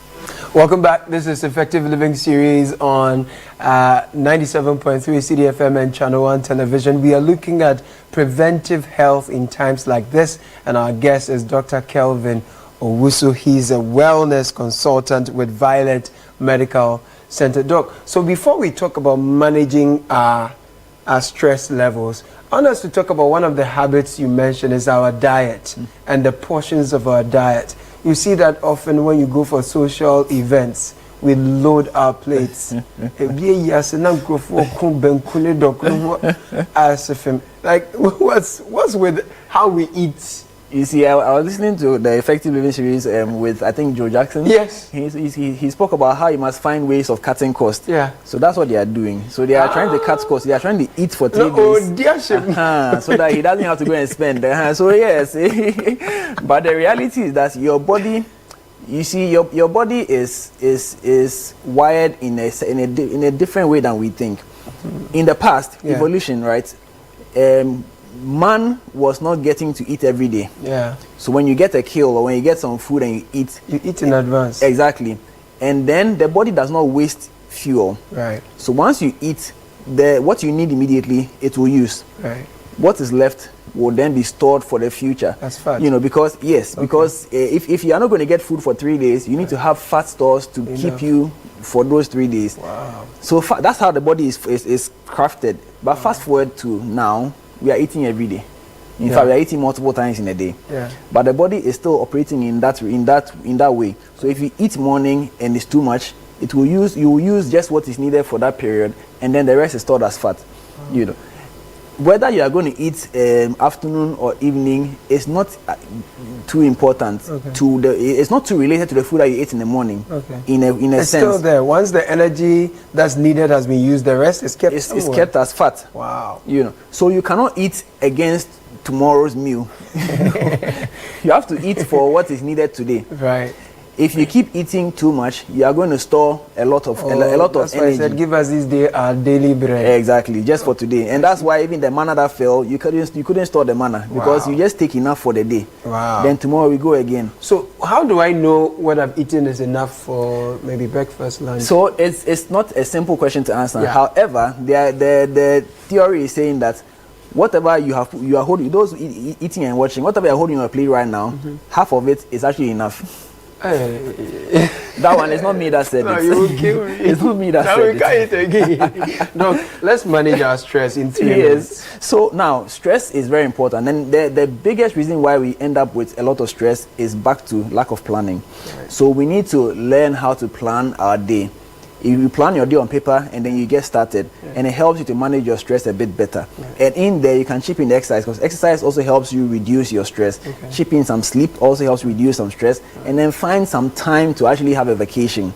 When you actually free yourself of work and you go and spend time somewhere, it doesn't have to be in an exotic place. Just go and sit in the garden and some tree with some water. Let some wind blow past. Make sure that there's no doomsday like happened a few. Then it can help you reduce your stress. But when there are things that are not in your control coming up, like bills and family and all those things, then it becomes a bit challenging. So stress is very difficult, which is why there are specialties that purposely deal with how to manage stress. Unfortunately, culturally, we don't utilize them a lot. Psychologists actually help you deal with stress, but because we have tagged them, mental things, we don't use them enough. But we all need to see a psychologist. Everybody needs a psychologist. Wow. Everybody needs a psychologist. Wow. And so if you can, see one professional. If you cannot, find a friend and talk to the friend. Sometimes when you actually talk, it helps in also managing stress. Right. So stress management, it cannot be overemphasized. We need 2 days to actually have a seminar on stress management. But basically, especially the emotional ones that people the heartbreak really and the breakfast. And even we did talk about food, but the fact that you can't even guarantee that your next meal is going to come is a source of stress. Wow. And stress, the chemical reaction to stress is that the body is going to release stress hormones. You've heard about adrenaline, you've heard about noradrenaline. These are stress hormones. You've heard about cortisol. When these hormones go up, they are preparing your body to fight or to flee. And so they also cause your blood pressure to go up because the blood needs to go everywhere. So now if this blood pressure going up becomes a consistent feature, then they say you have hypertension. Oh, and you did find out that 60 to 70% of the corporate workers. Oh yes, in Accra. Yeah, this was done in Accra. They have blood pressure problems. Stay by plan. Yes. And all that we've spoken about are part: eating, lack of exercise, traffic. Then there's the work pressure itself, financial pressure. All these are contributing to corporate workers increasing their blood pressures. And you think that a greater percentage of all this is because we fail to plan our day, we fail to plan for our health. So once we plan properly, a lot of things will come into shape. True. And like I said, it's not just limited to us on the individual level, because we might do everything right, but then there needs to be on the policy level, the health impact of all these things are not being considered, and so we are not seeing it in our development. Just as we are wrapping up, most of the roads that are being done in residential areas are being done without pavements. So on a policy level, we are not recognizing how important exercise is to the development of the community. So the road is just being made for the cars and the motorbikes, not for the human beings to go and exercise. It's increasing our stress already. It's increasing our stress. So we all need to put health at the forefront. I guess the social media too is giving people a lot of stress. Oh yes, unnecessary pressure. So declutter. Tune out. You need to find time, tune out and rejuvenate. Dr. Kelvin, also we could talk all day. We can. But I thank you so much for the nuggets you've shared with us. Preventive health in times like this, I found it very useful. I hope it's instructive for you as well. So your 2025 will be great. if you plan it and you have your health at the background of it. So I'm going to redo the resolutions and put health at the base of it. Thank you, Dr. Kelvin Owusu. He's a wellness consultant with Violet Medical Center. And my name is Caleb Kuda here with 97.3 Citi FM and Channel 1 Television. I thank you for watching. And that's all we have time for. Thank you for doing the listening. My name is Caleb Kuda. Hawa Idrisu Mustafa is in with the news at 10. Good morning, Hawa. Good morning, Caleb. Coming up, President John